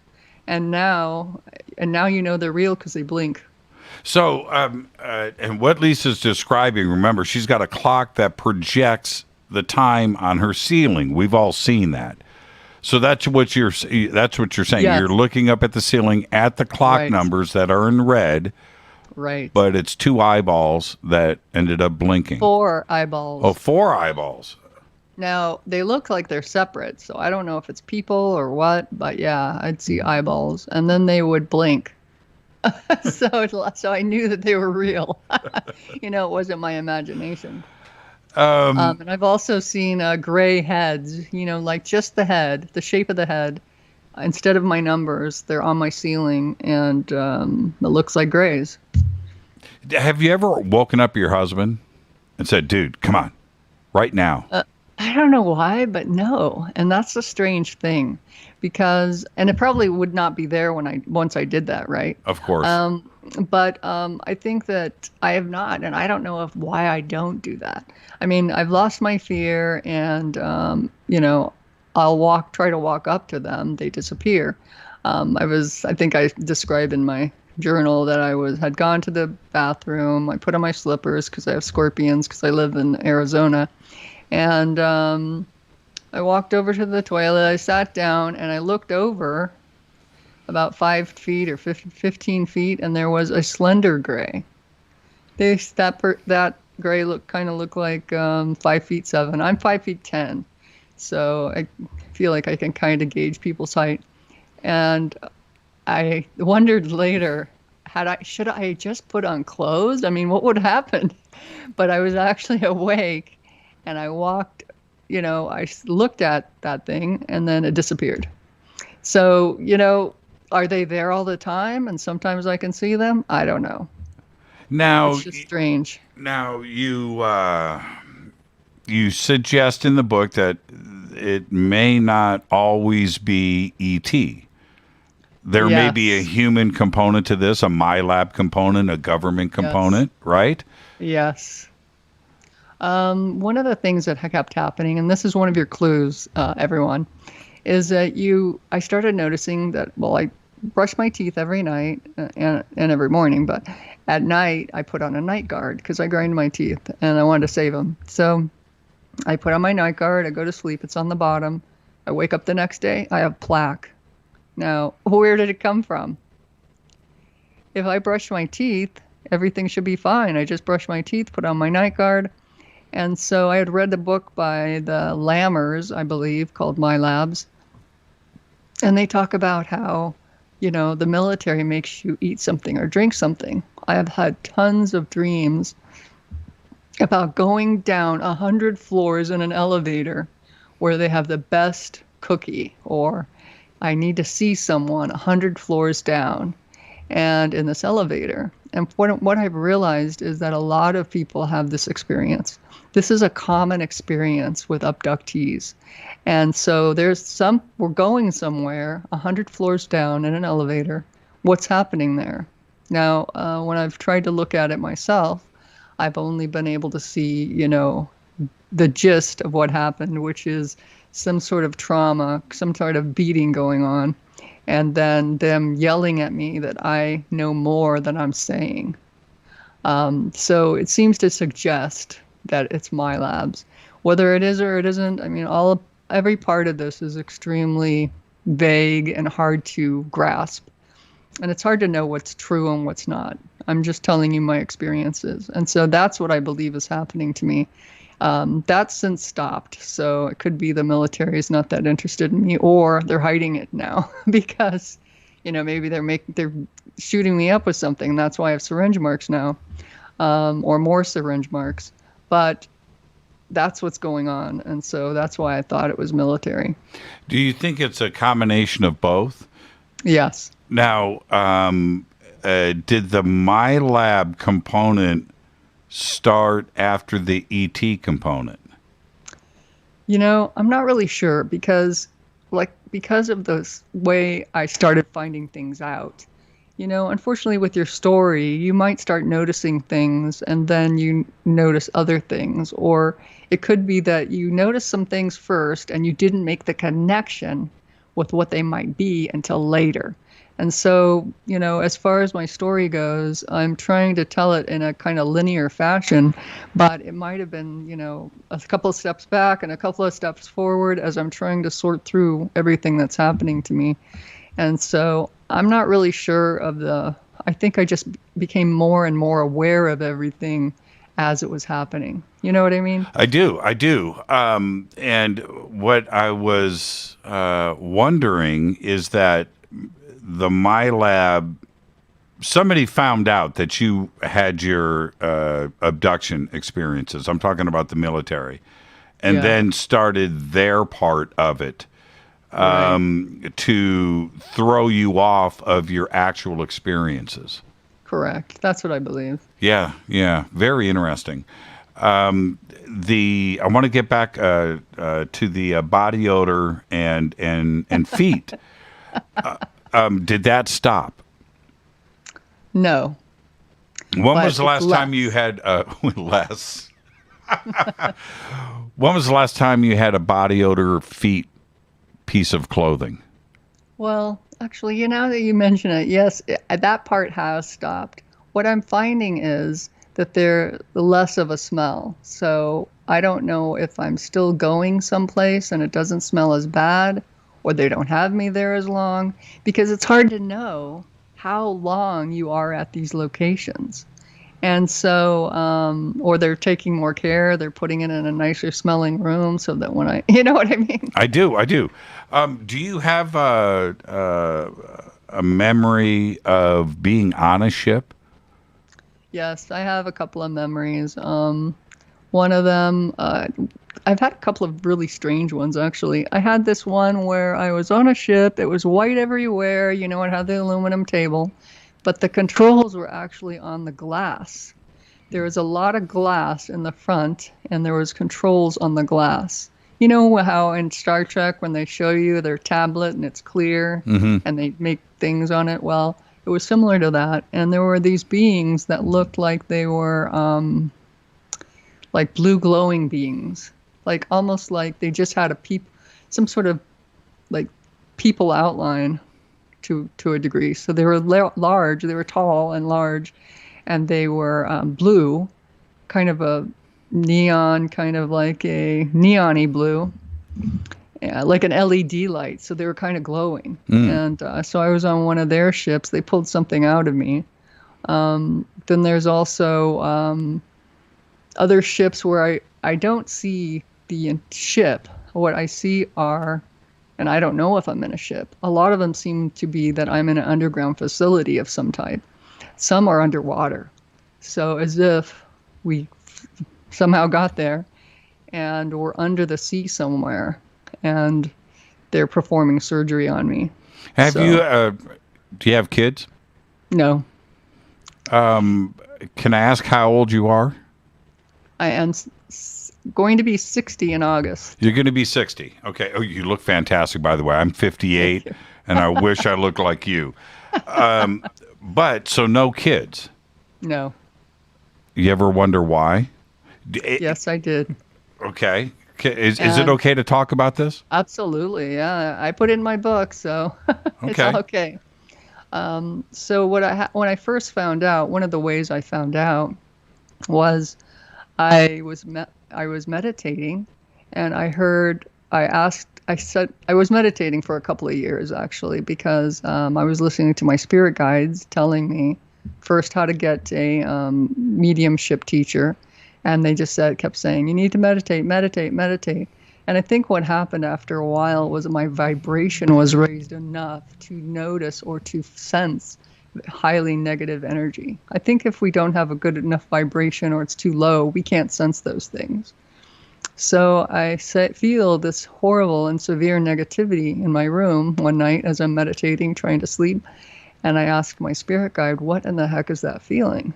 And he said, those are ET. Those are the Greys. They're here to take you. They stole all your eggs, and that's why you don't have children. Which would mean this has been going on for a long time. That's what I got from that.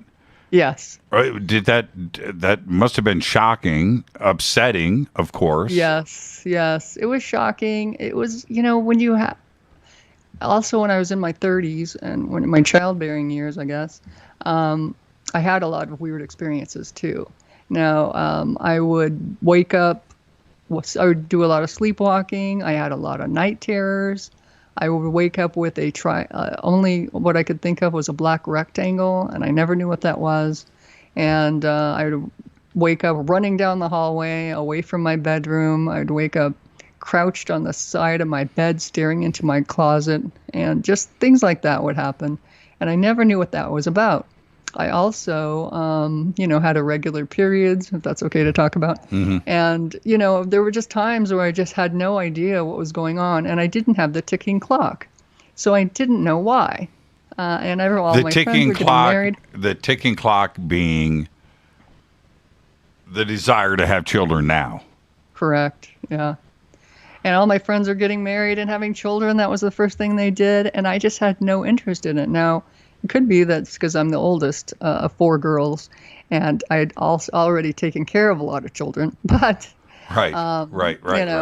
But it was just strange. I did wonder about it, and I wondered, if I was normal. So it reminds me of Marissa Tomei in My Cousin Vinny when she says, "My biological clock is ticking."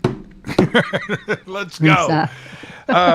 And now I want to shift gears a little bit because as you're finding all of this stuff out and you're being a sleuth, you're investigating.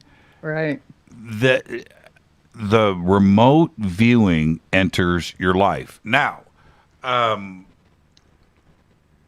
do I say this? I don't want to. You go and you take a couple of classes. Again, I don't want to put words in your mouth, but I want to jump ahead.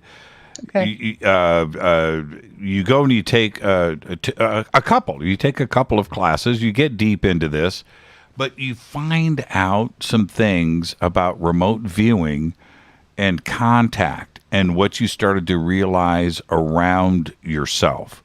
And I found that so fascinating. So as you discuss pressures, right?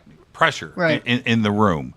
Yes. So describe to the audience what you're referring to there and what that meant to you.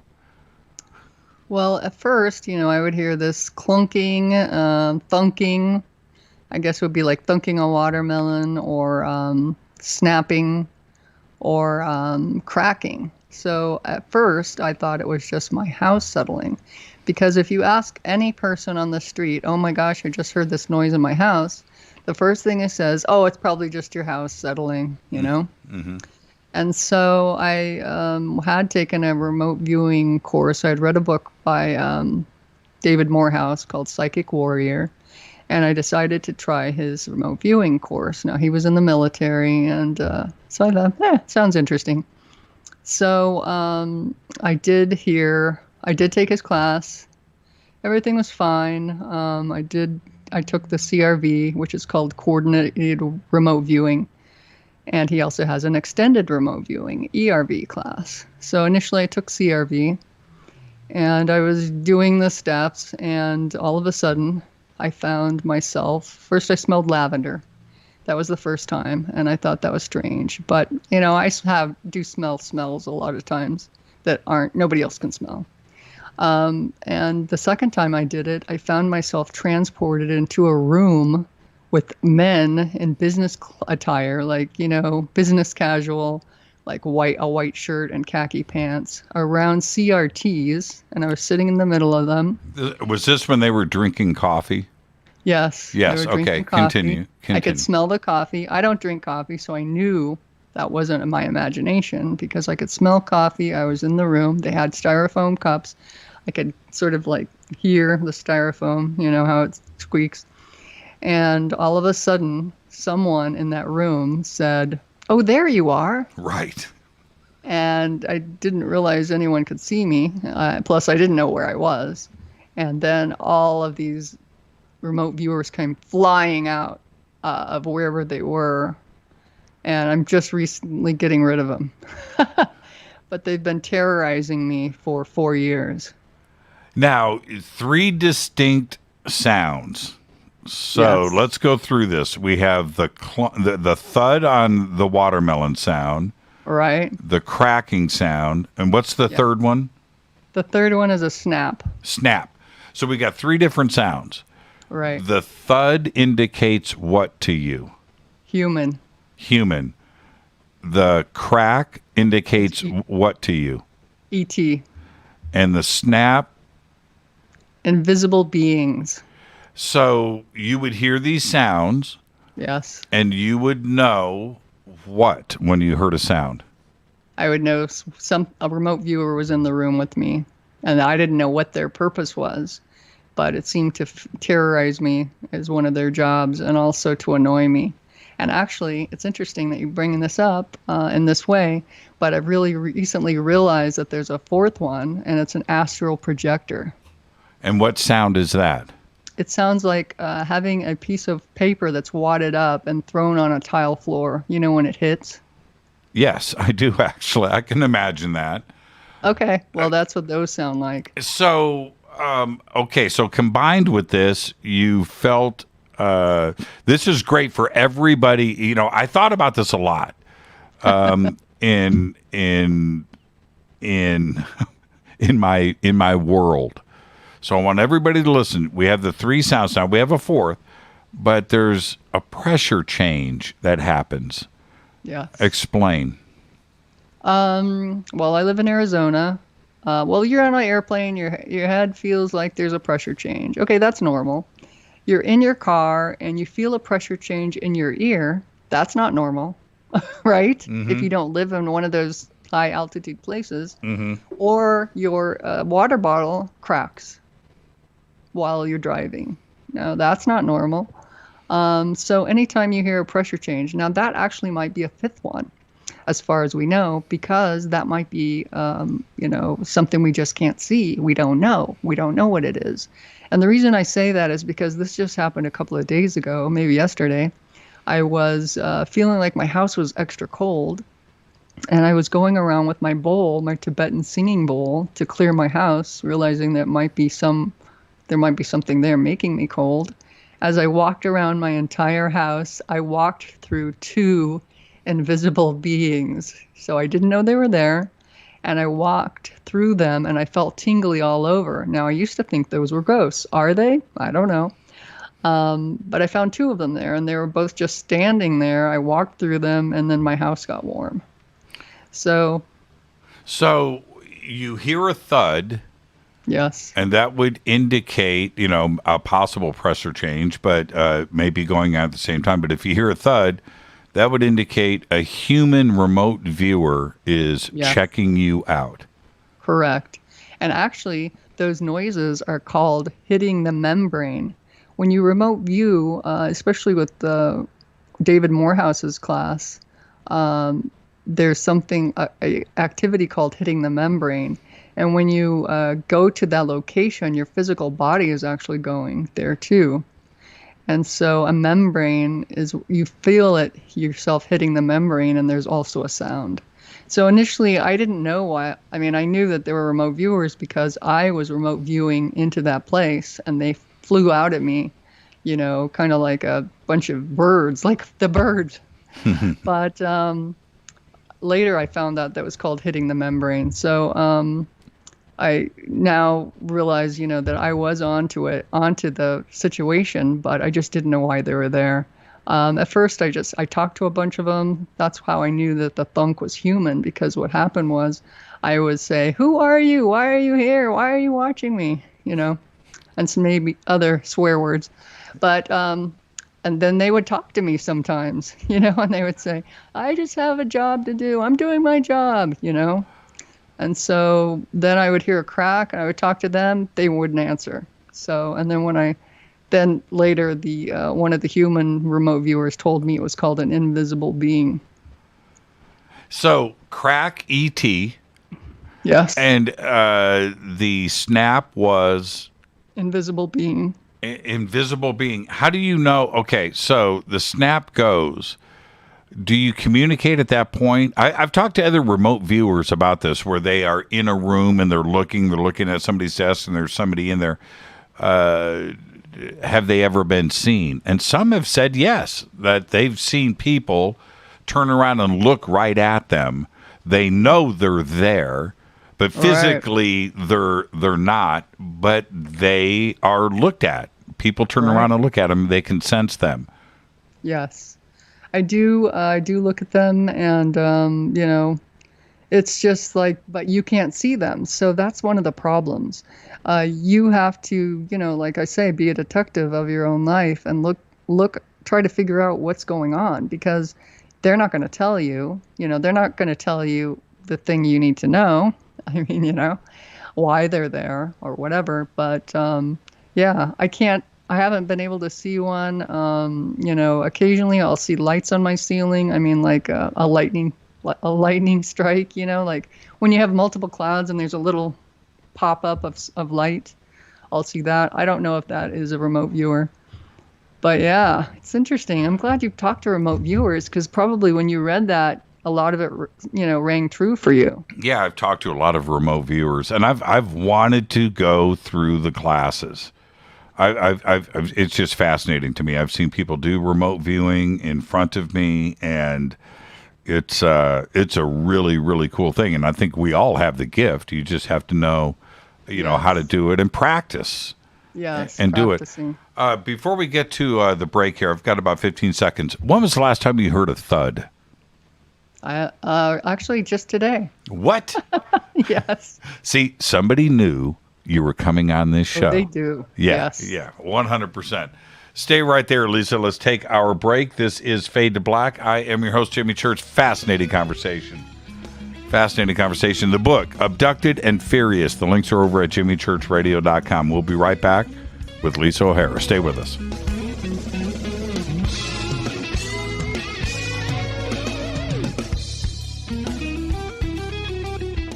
Hi everybody, this is Rob Halford, the Metal God, on jimmychurchradio.com. This is KGRA Digital Broadcasting Station. Salt Lake City, Utah. Van Buren, Arkansas. Why is it we're not very good with our health regimen until it's too late? We don't put oil in the car until the engine blows up. When the body's out of balance, your health is not so good. Give your body some love. Log on to GetTheT.com. That's GetTheT.com. Try our Life Change Tea, which cleanses you from harmful intruders.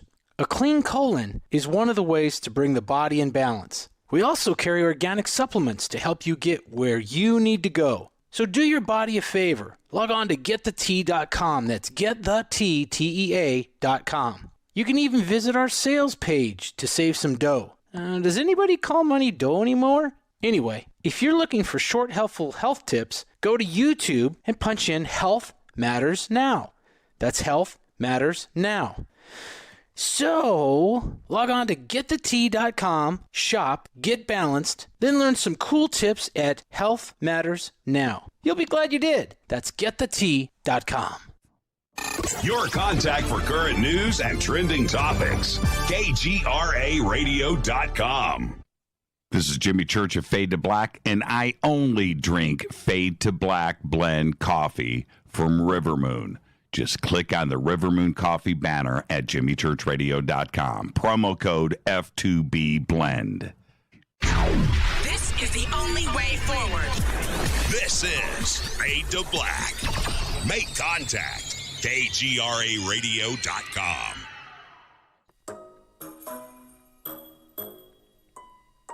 When you're in the house for longer periods of time, you can see them flying or running across the floor.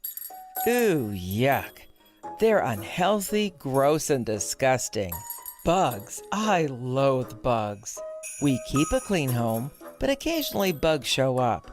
Well, I found something that is tougher than bugs. Orange Guard. On contact, it kills hidden bugs, including ants, roaches, and fleas. Plus, Orange Guard is a residual repellent. All of the ingredients of Orange Guard are on the FDA generally recognized as safe list. Orange Guard may be used around food, humans, and pets. It comes with a 30-day money-back guarantee. Orange Guard, available at orangeguard.com, Whole Foods, and Ace Hardware. Gold loves chaos, uncertainty, and disarray. History shows us what gold does when people aren't sure about the government, the stock market, their jobs, or their retirement savings. Our national debt is skyrocketing. Gold and other precious metals are a defense measure against inflation and a stock market that might take years to recover. So what can you do right now to protect yourself? Call United Gold Group. We offer gold and other precious metals delivered securely within 72 hours. Are you worried about the stock market? We can also help you set up a real gold or silver IRA or a 401k. Safe and secure. United Gold Group makes gold ownership affordable. Call now and get up to $2,500 in free gold or silver with a qualified IRA. Call 800-753-8534. That's 800-753-8534 or visit unitedgoldgroup.com.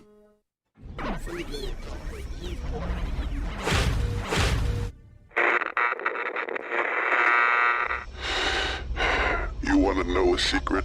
I love ponies. I really love ponies. I'm serious. I couldn't stay sane without ponies to brush. Why fade to black? Because you never got that pony, damn it. This is Fade to Black with Jimmy Church on the Game Changer Radio Network and KGRA, the Global Radio Alliance.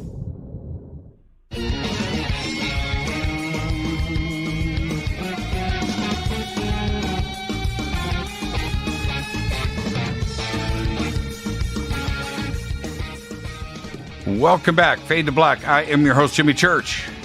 Our guest tonight, Lisa O'Hara. More with Lisa in just a second, because I'm going to talk to you about Virtual Shield.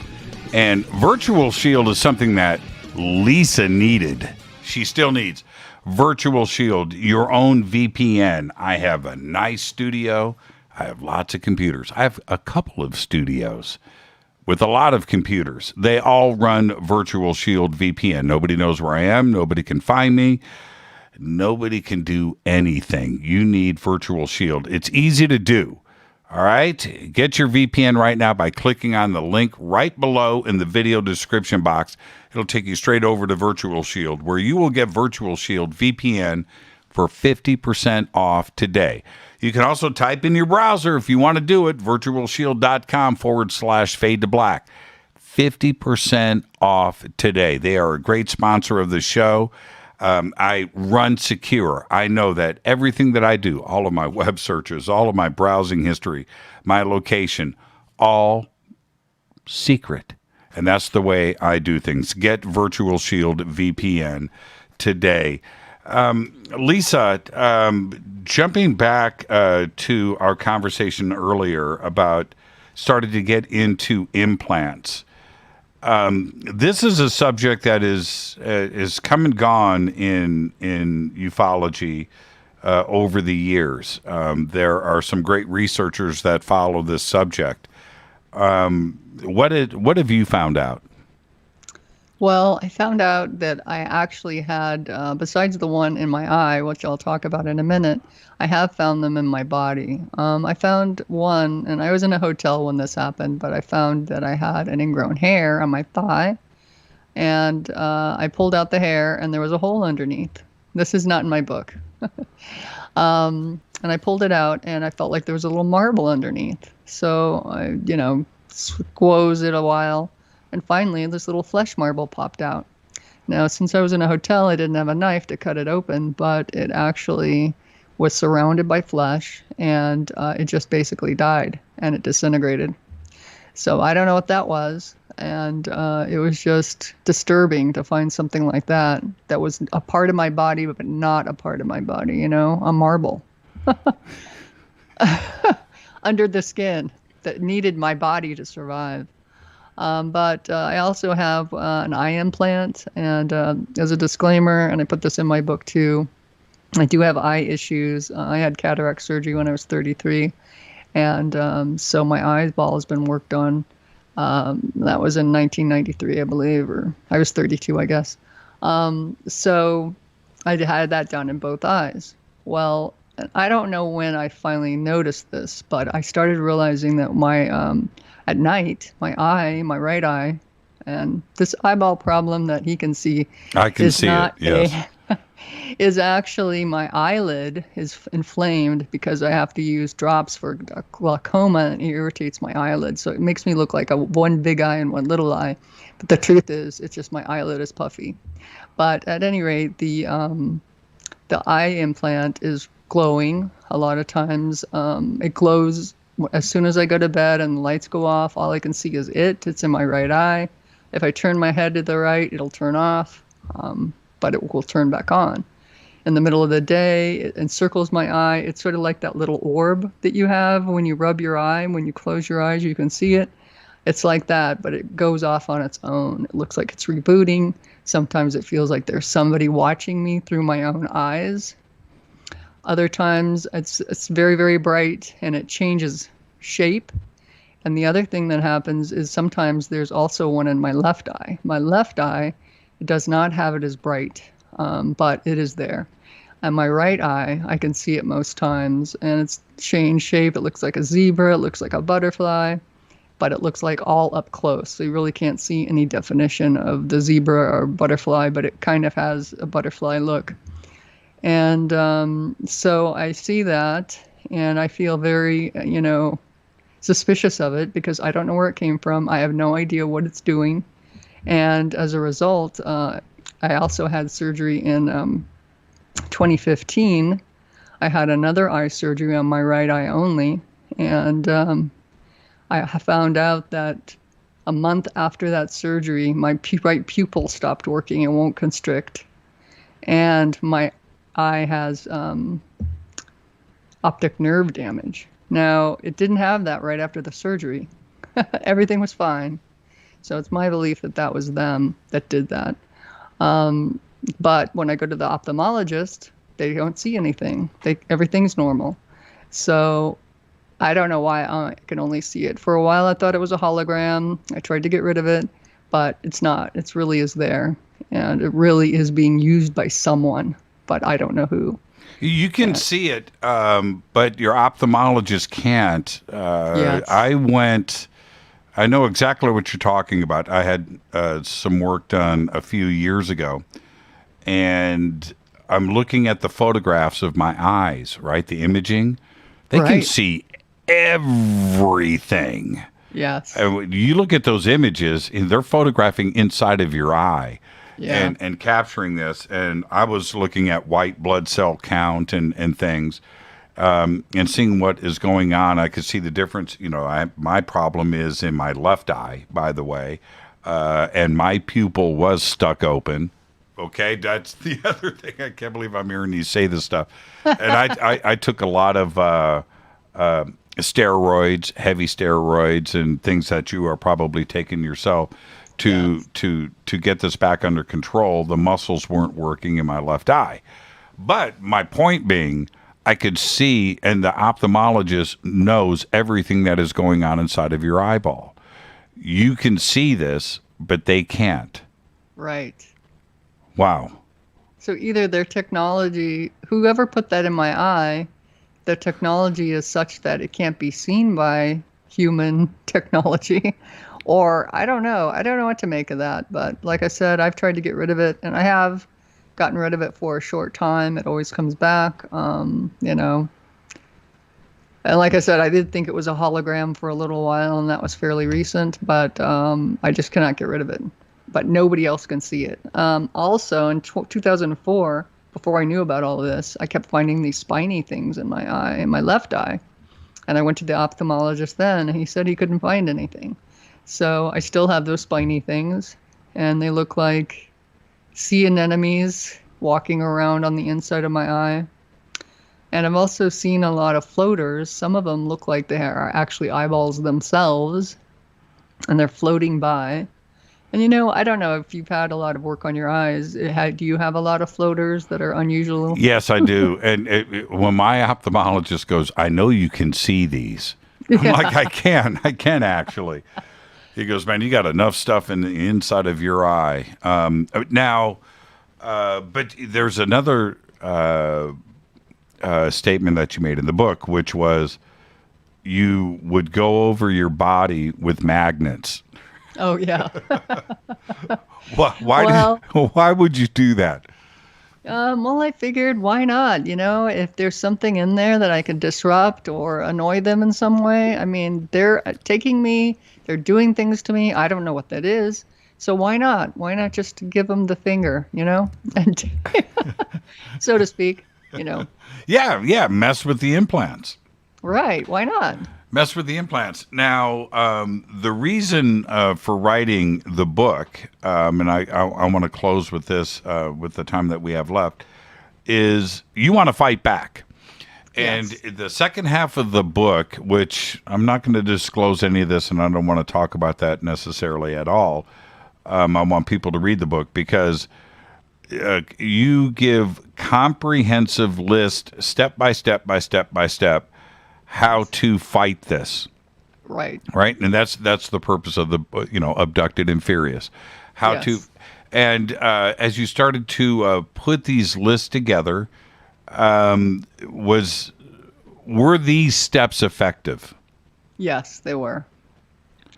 And, you know, as a disclaimer, I have fought back. I have gotten rid of most of the ETs. Right now, I believe I'm dealing with actually people, or a people that is working with ETs, and that's made them more powerful or harder to get rid of.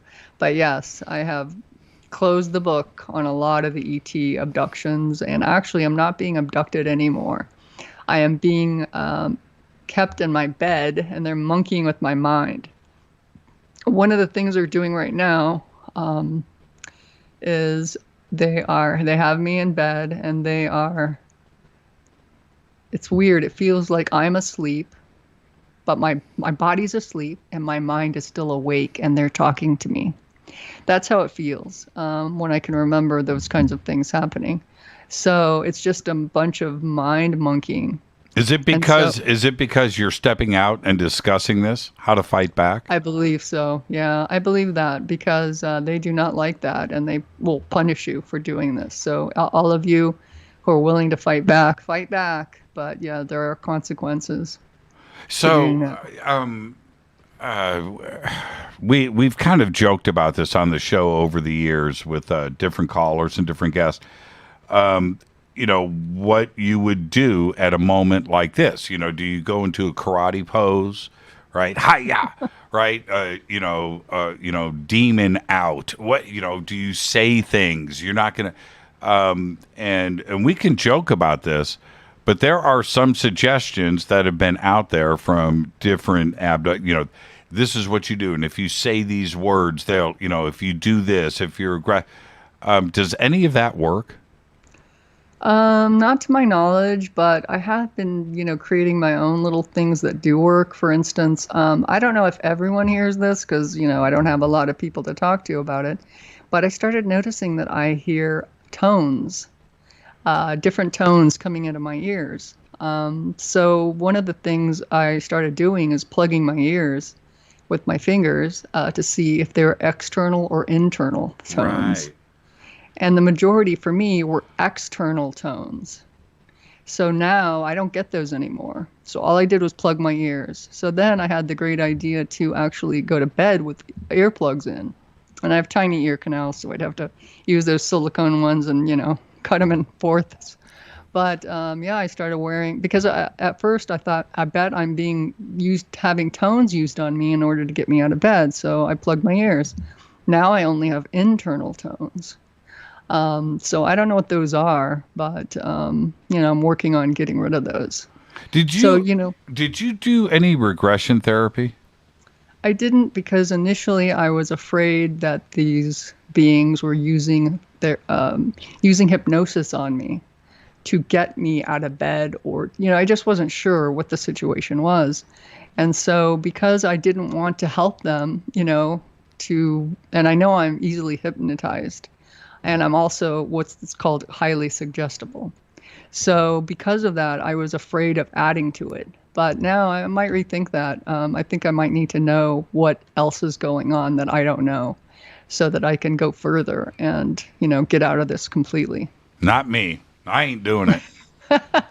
Not me. I don't want to know. I honestly, I don't want to know. I'm not even so sure with the couple of experiences that I've had where, high strangeness comes into play, and I can't.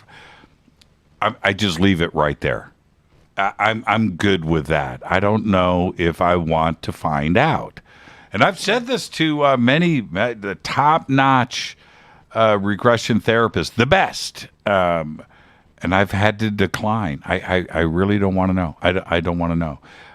Now, you mentioned, and you mentioned this in the book, so let's get a little bit specific here, that they will punish you.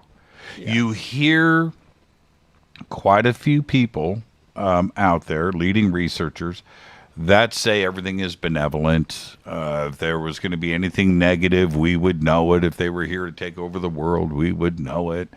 But that's not the case with everybody.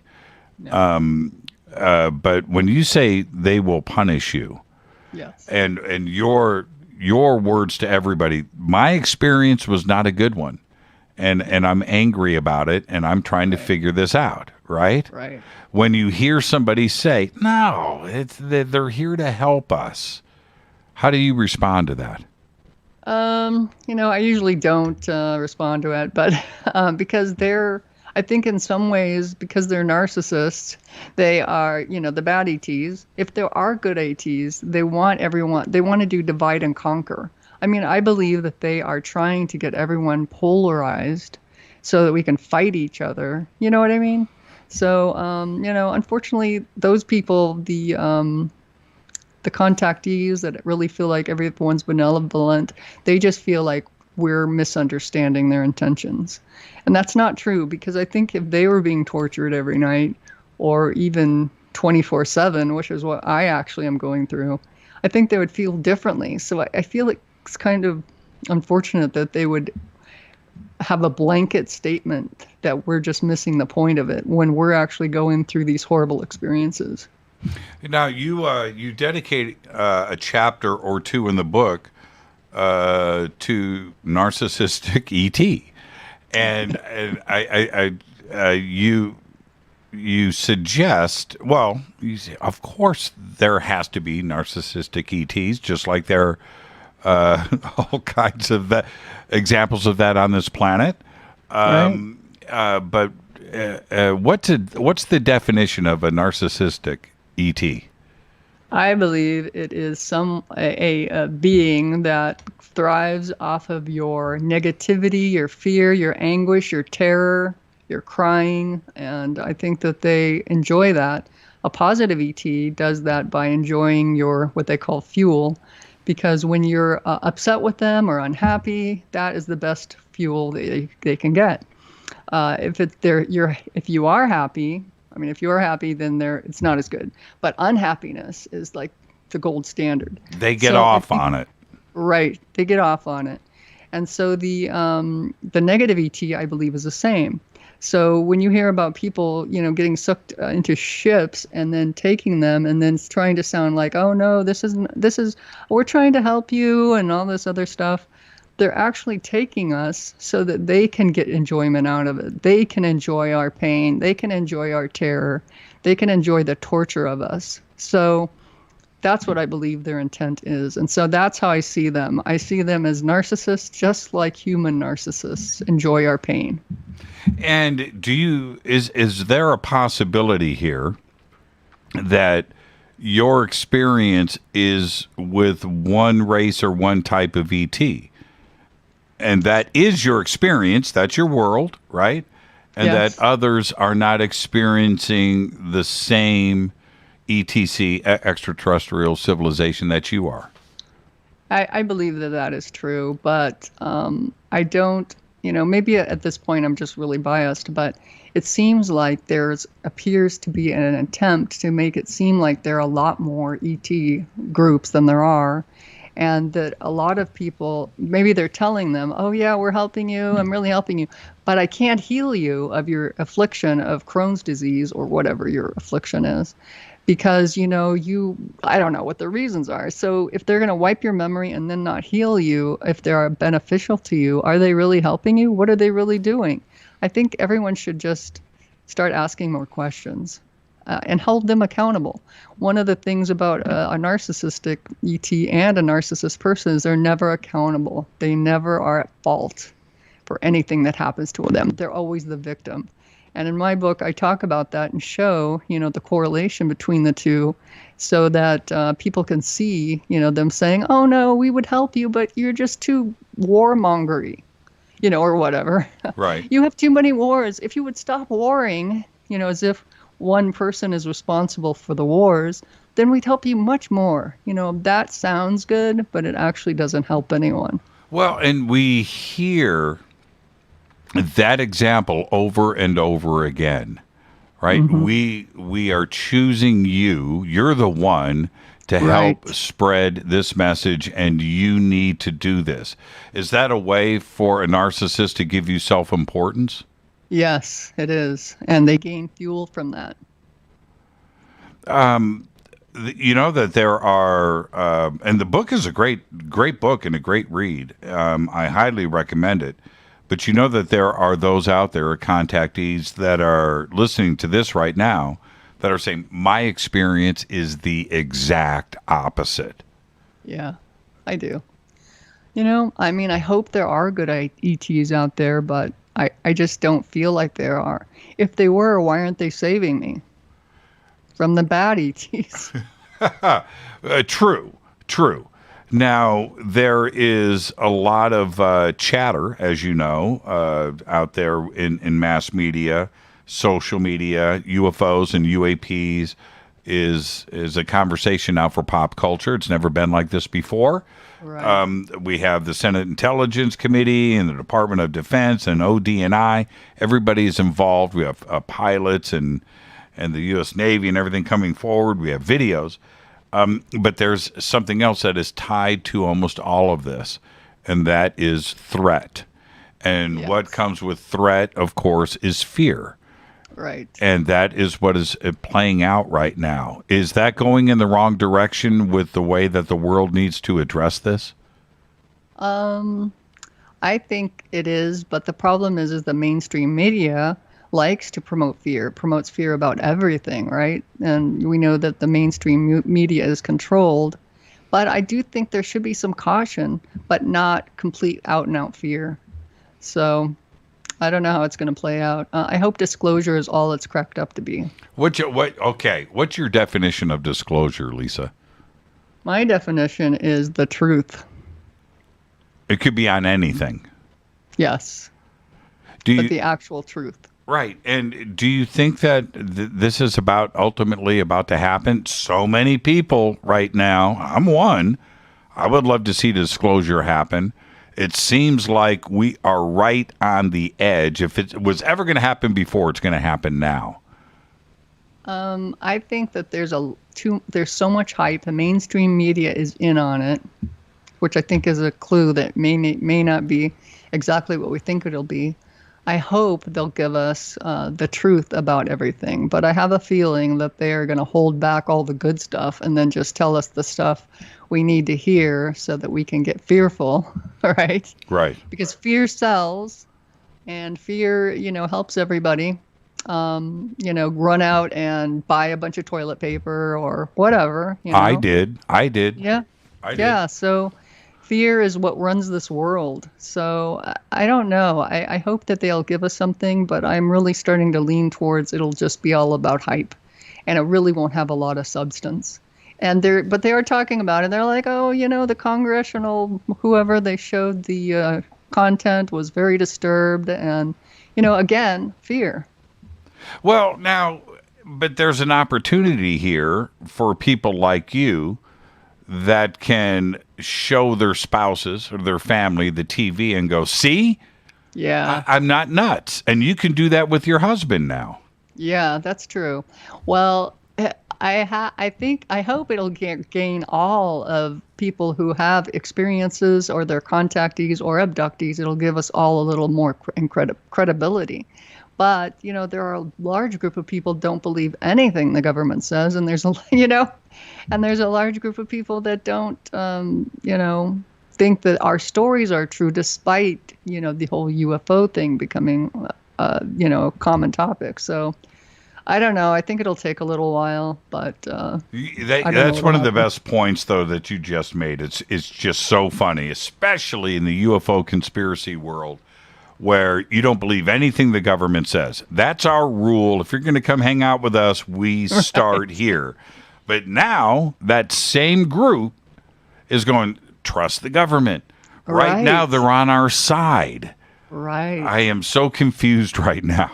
I'm so confused, where I'm watching friends of mine that were absolutely anti anything that had to do with any agencies or the military, the Department of Defense, or politicians, or Washington, D.C., and the White House. Suddenly, D.C. is our friend.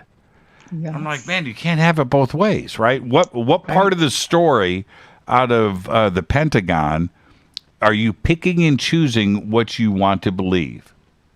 All right. That's a good question. Yeah, I'm watching it happen in real time. It's fascinating to me. And tomorrow we have Lou Elizondo, back on the show with us. And Lou has got himself in a strange position now where, his supporters and, my audience, not believing what the Pentagon statements are saying, but they will trust the Pentagon when they say UAPs are real. Right. But now they've destroyed all of Lou's emails. Now, wait a minute here. Right.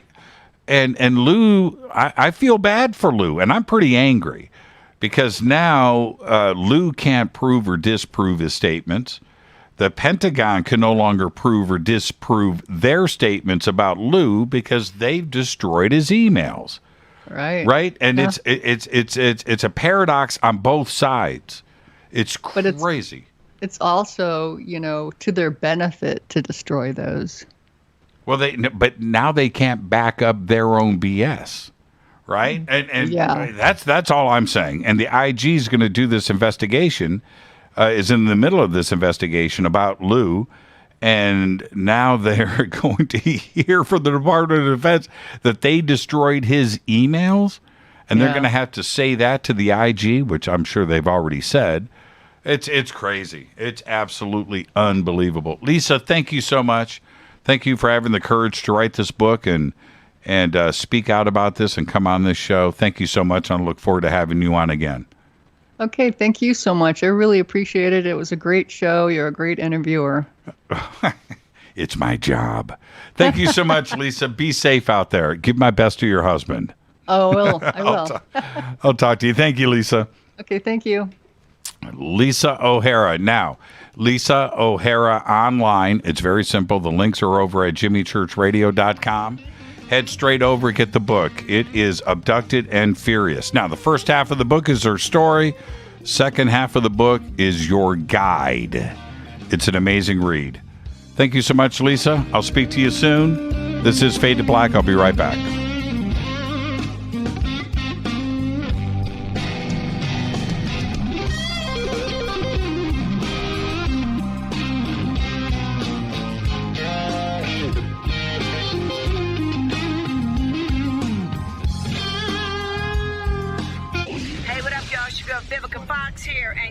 listening to my boy, Jimmy Church, on jimmychurchradio.com. Despite popular opinion, reading a book will not make you smarter. But listening to Jimmy Church will. This is Jimmy Church, and I'll be at the UFO Megacon this June 6th through the 12th, 2021 in Laughlin, Nevada. The Laughlin UFO Megacon is unique. It's 7 days of education and disclosure. It's unlike all other UFO conferences. The Laughlin UFO Mega Conference specializes in bringing you new people, offering new information and disclosure. All of this is offered at prices so low you can actually afford to be there. For instance, 7-night hotel packages, 1 or 2 people, start at just $320 inclusive.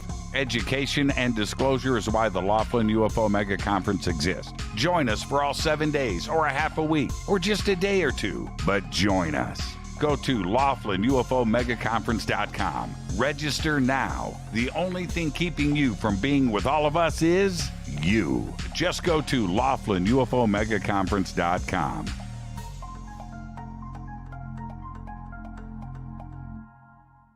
This is Jimmy Church of Fade to Black, and I take Life Change Tea supplements every single day. It's what I do. Click on their banner at jimmychurchradio.com. When you take the beans from Central America with dashes of Indonesian and African mixed in and then roast it to the dark side of Fade to Black, you create the ultimate brew of fringe. Introducing the Fade to Black blend from Rivermoon Coffee. Yes, Rivermoon's darkest customized roast was created for the love of Fade to Black. The alchemy of masterful roasting and smoking the beans is in every sip of this full-bodied, dark Java. I need my coffee dark, deep, with distinct bittersweet chocolate highlights, just like the bunker. Leaning further into the darkness of the roast is Fade to Black blend from Rivermoon Coffee. Just click on the banner at jimmychurchradio.com and use the promo code F2BBLEND for 15% off of your order today. This is Billy Carson with ForbiddenKnowledge.tv. Forbidden Knowledge TV has just reached its 1-year anniversary. That's right.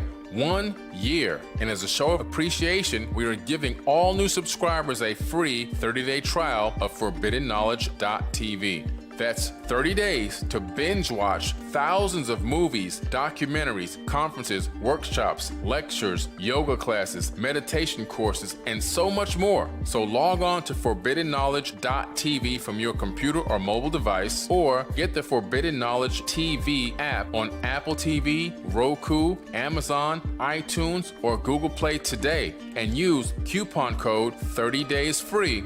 That's coupon code 30 days free on ForbiddenKnowledge.tv today. Are you intrigued by Paranormal Talk Radio? You'll love the new Paranormal Radio app from TalkStream Live. You'll find a great selection of talk shows covering UFOs, ghosts, strange phenomena, and much more. Download the Paranormal Radio app now and start listening to the very best in paranormal talk entertainment, including the network you're listening to right now, the Paranormal Radio app, free in Google Play and the iOS App Store. This is Erica, Brittany, Gabby, and you're listening to JamieChurchRadio.com. It's not a lifestyle we chose. We were born this way. KGRARadio.com.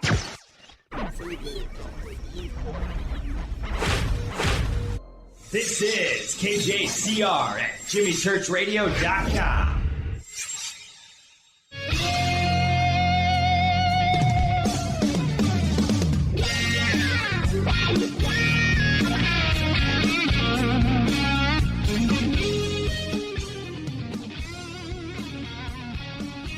Welcome back. Fade to Black. I am your host, Jimmy Church. Thank you to Lisa O'Hara.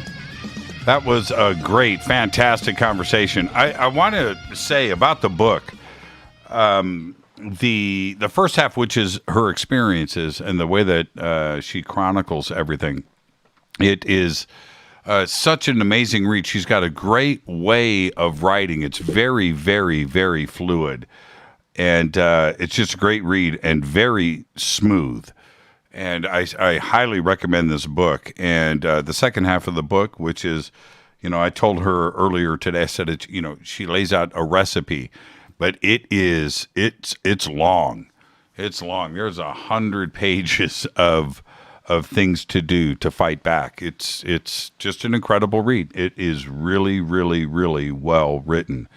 And I didn't want to discuss any of that, the second half of the book tonight. That would take, seriously, 4 or 5 shows to go through all of it step by step. But her experiences are unbelievable. And it's just a great read. So just head over to jimmychurchradio.com. It's Lisa O'Hara online, and go and check it out. So there you go. Thank you so much, Lisa. What a great conversation. And I'm going to shift things over to open lines. This is Fader Night, folks. This is it. There is no Fader Night this week. Fader Night will be happening the last 30 minutes of each show. So let's see who is up first. Hi, you're live on Fade to Black. Who's calling? Hi, Jimmy. It's Deb from Sacramento. Hi, Deb. How are you? I'm riveted. Yeah, that was... Lisa, what a great guest. And, I'm literally sitting here after listening to her checking off my list. It's like she mentioned so many things that I've experienced. I just scratched the surface with her and her story. The thing that this is what grabbed me. So and I told her this today. I said, I'm getting, I get like 2/3 of the way through the book, and then she reveals, that she's an IT professional, and she gets into this technical stuff of what is going on with her computers. And I read that and I thought, why wasn't this at the front of the book? Would this change my view of her experiences? She's a professional, right. So well spoken. And you can tell by the way that she's writing in the front of the book that this is coming from a place of somebody that's learned, somebody that's educated. You can tell in the writing style. But when she reveals that in the second half of the book, I just stopped right there and thought, why wasn't this at the front of the book? Would this change my opinion, the way that I'm reading this?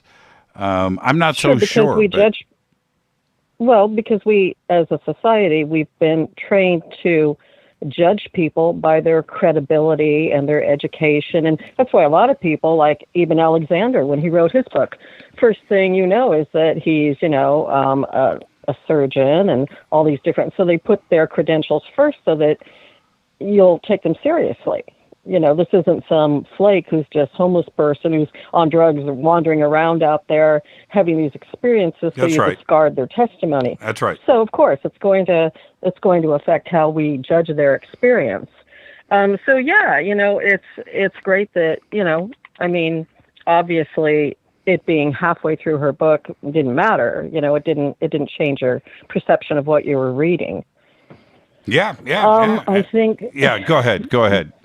Well, she made several points, and the thing that I'm so grateful for so far is in my contact with the Palladians. And again, these have not been conscious memories. These are through regression and through dream state. Okay, but they've all been very positive for me so far, and I'm very grateful for that. And if I saw a ship coming out of the sky tonight and I got a message from them in my mind, oh, this is us, we're coming to see you, I would run to get into that ship. To me, I have a total love connection with them. I feel they're my family, and it's all been extremely loving and positive, so I'm grateful for that.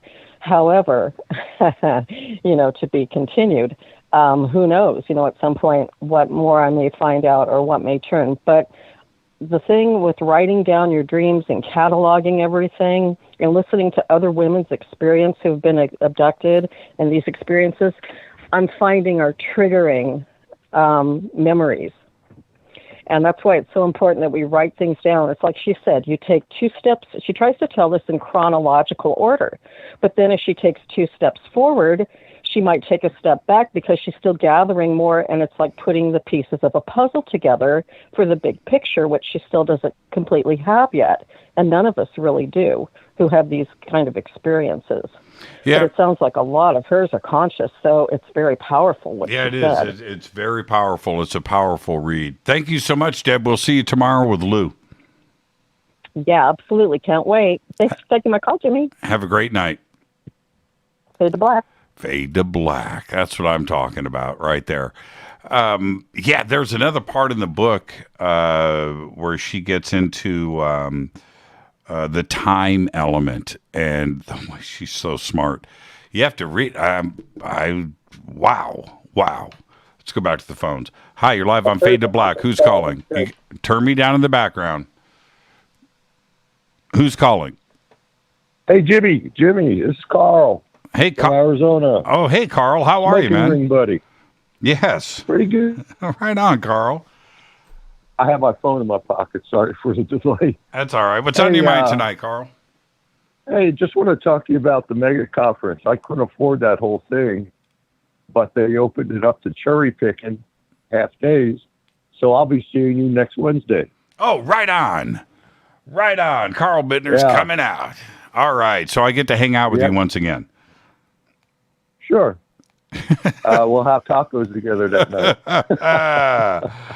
Yes, we will, Yeah, but I'll Carl. be able to see both of your panels on Wednesday and Friday, and I'll be seeing Richard on Thursday, so that'll be cool. Yeah, it's going to be great to see you, my friend. And have a great, safe drive. I'll be getting there on Saturday. You're arriving on Wednesday, so I will be looking out the front door. Wednesday morning. So have a good one and safe. Have a safe drive, man, and I'll see you a week from tomorrow. Incredible. Yeah. Carl, man, you're the best, man. All right, guys. Thank you so much. A little time, but yeah. Yeah, Bye-bye. right on. And that's my good friend Carl. And yes, coming up for UFO Megacon. And I owe Carl some money. I think that's why he's coming out to the UFO Megacon, so he can collect on some money that I owe him. But I'll see you a week from tomorrow, Carl. You're the absolute best, my friend. Safe drive. Hi, you're live on Fade to Black. Who's calling? Hey, Jimmy, long-time caller, first-time listener. How's it going? Long-time caller, first-time listener? Yeah, I was trying to throw you off. Okay, yeah, well, okay. Who's calling? What's your name? Jed Armstrong from New York City. I have a question, not directly to you, but a good observation, I think. Where are the other pilots? We have 2 sets of pilots from 2 incidents spanning over 2 decades. Where is everybody else? Yeah, Hopefully I know. They'll coming soon, but I think those are the questions we need to be asking and rolling out some red carpet for those folk willing to come along. Yeah, and you see, this is, and that's a great point, Jed. And let me tell you why. I think that we all want to ask that question, but we have to remember that some pilots, a big chunk, are still in the service, right? Right. Okay, so we're talking to pilots today that have left the service, all right? So if you're a pilot in the service, could you say anything, number one, would the Navy or Air Force or the Marines allow you to say something? And if let's say your commanding officer says to you, "Okay, Officer Jed, go ahead. You're free to say whatever you want," and he gives you that look, right? Right. You don't want to deal with it. You don't want to deal with the other pilots, your other crew members and everything else that's around you on a day-to-day basis. Do you want to be known as the UFO guy? Right? Right. And a good point is, too, this the UFO mystery goes back decades. This is just another generation of pilots. That's right.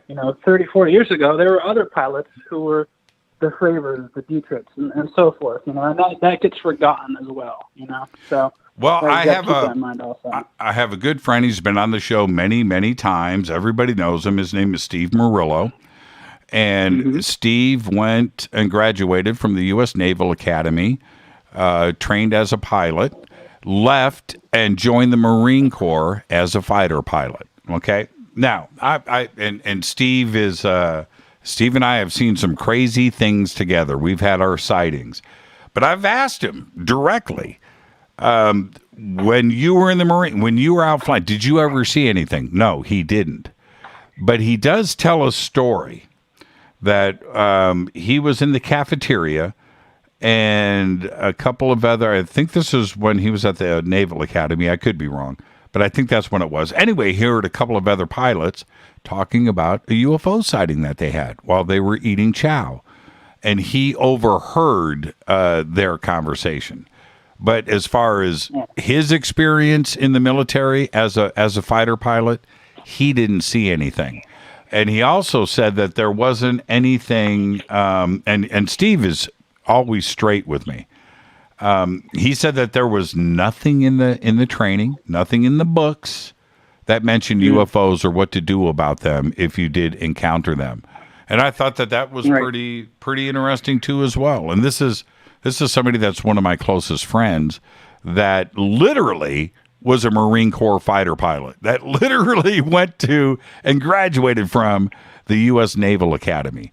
And we have had our sightings together. But as far as his experience in the military, nothing happened.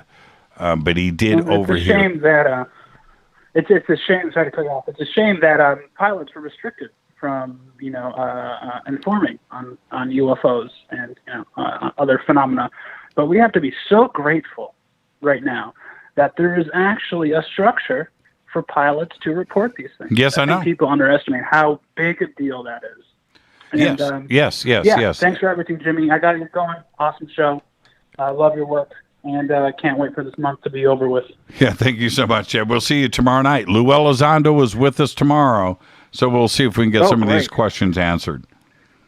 Have a great night, man. All the way from New York City. That's Jed. Time to fade to black. Thank you, Jed. And he's absolutely right. But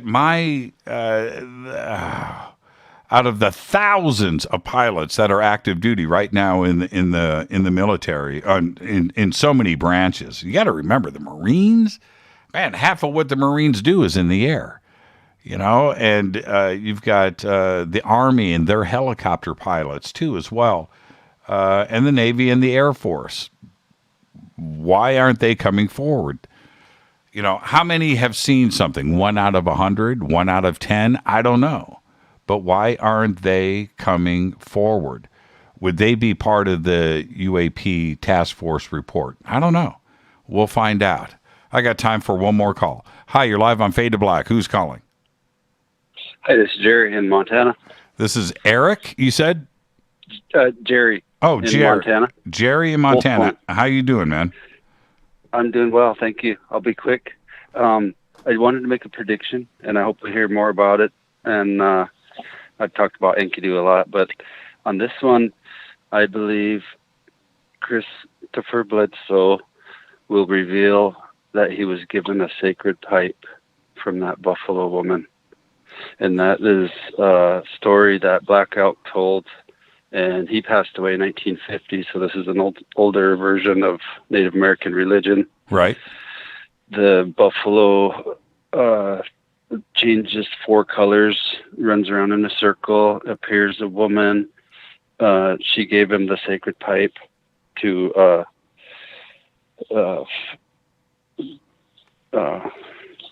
my mind's blank, sorry. Yeah, it's okay. That's okay. I'll take off on that. But I predict, I hope to hear more about Christopher Bledsoe. I hope he's in Laughlin. I hope to be there. Wait, Jerry. Did you hear something about Christopher Bledsoe being given a sacred pipe? No. What the sacred pipe is only given to people who are pure. It will not be given to an impure person, and I think he fits that profile. He was run over by a buffalo. It changed colors, manifested into a beautiful woman who gave him instructions. And he told on one of your shows that he gave her something. She gave him something, but he can't reveal it yet. He wasn't comfortable revealing it yet. And I believe she gave him a sacred pipe that's made out of red stone. And the other thing she gave in the Native American version was a smooth round stone with 7 circles on it, 7 different sizes. Well, you know what? Recommend the Sacred Pipe of Black Elk's account of the 7 rights of the Oglala-Sioux, first chapter. Well, Jerry, I want to thank you for that. I'm going to reach out to Chris and see if I can get Chris on the show soon and ask him about this. I don't have any shows next week. Thank you for the phone call. It's time to fade to black, but I don't have any shows scheduled for next week. But I'll see if I can get Chris on the show. That's a pretty interesting take. All right, so the buffalo changed colors, ran into Chris, changed into a woman, and then presents Chris with a red, did he say red clay stone pipe? It's very interesting. Very interesting. Yeah. And it has to be only given to somebody that is pure. And Jerry believes that Christopher Bledsoe is pure. That's very interesting. Let's go back to the phones. Hi, you're live on Fade to Black. Who's calling? Hello, my name's Johnny. I'm in Texas. Okay, Johnny, what's on your mind? Well, there's a lot of weird stuff happened back in California back in the late 60s, early 70s. I lived at Vandenberg on the base. Okay. I was a couple blocks from the Mole building. That project was defunded by Congress, I believe. And also, we had the Slick 6. I don't know what they called it back then. There was a Titan 3D missile on the pad back in the late 60s on the coast. It was South Vandenberg. Okay. The trailer park we lived in, I've told people this before, nobody believes it, but there was a missile detonated. I don't know the specifics because the military, they have a tendency to, as you know, cover things up. Okay. The missile actually was detonated or shot down, whatever. The fragments went over the trailer park. And there was nobody hurt. There actually was a trailer in that park that was actually cut in two by fragments of this ICBM, Minuteman Missile 3. It was a Minuteman 3. How old were you? I was very young. My father's 30-year military veteran. And he was stationed at Vandenberg. Yeah, we were at Vandenberg. This was pre-GPS satellite. It was the pre-GPS satellite scenario that you have today. I actually went into a silo and seen the electronics back then. Of course, that was top secret. Now a lot of that's been declassified. You can go to YouTube and see the videos of the missile silos and, the operations. You can buy one. Anyway. Yeah. It was pretty interesting. You had a red phone, 2 keys on large dog chains, and 2 seats on a track. So it took 2 people, whoever called in, the general, whoever called in. It took 2 people to detonate the missile or to shoot the missile. But back what I'm getting at here, I'm hodgepodging around here. What I really wanted to tell you about was there's a guy named Robert Jacobs. He was with the 1369th Photo Squadron at Vandenberg.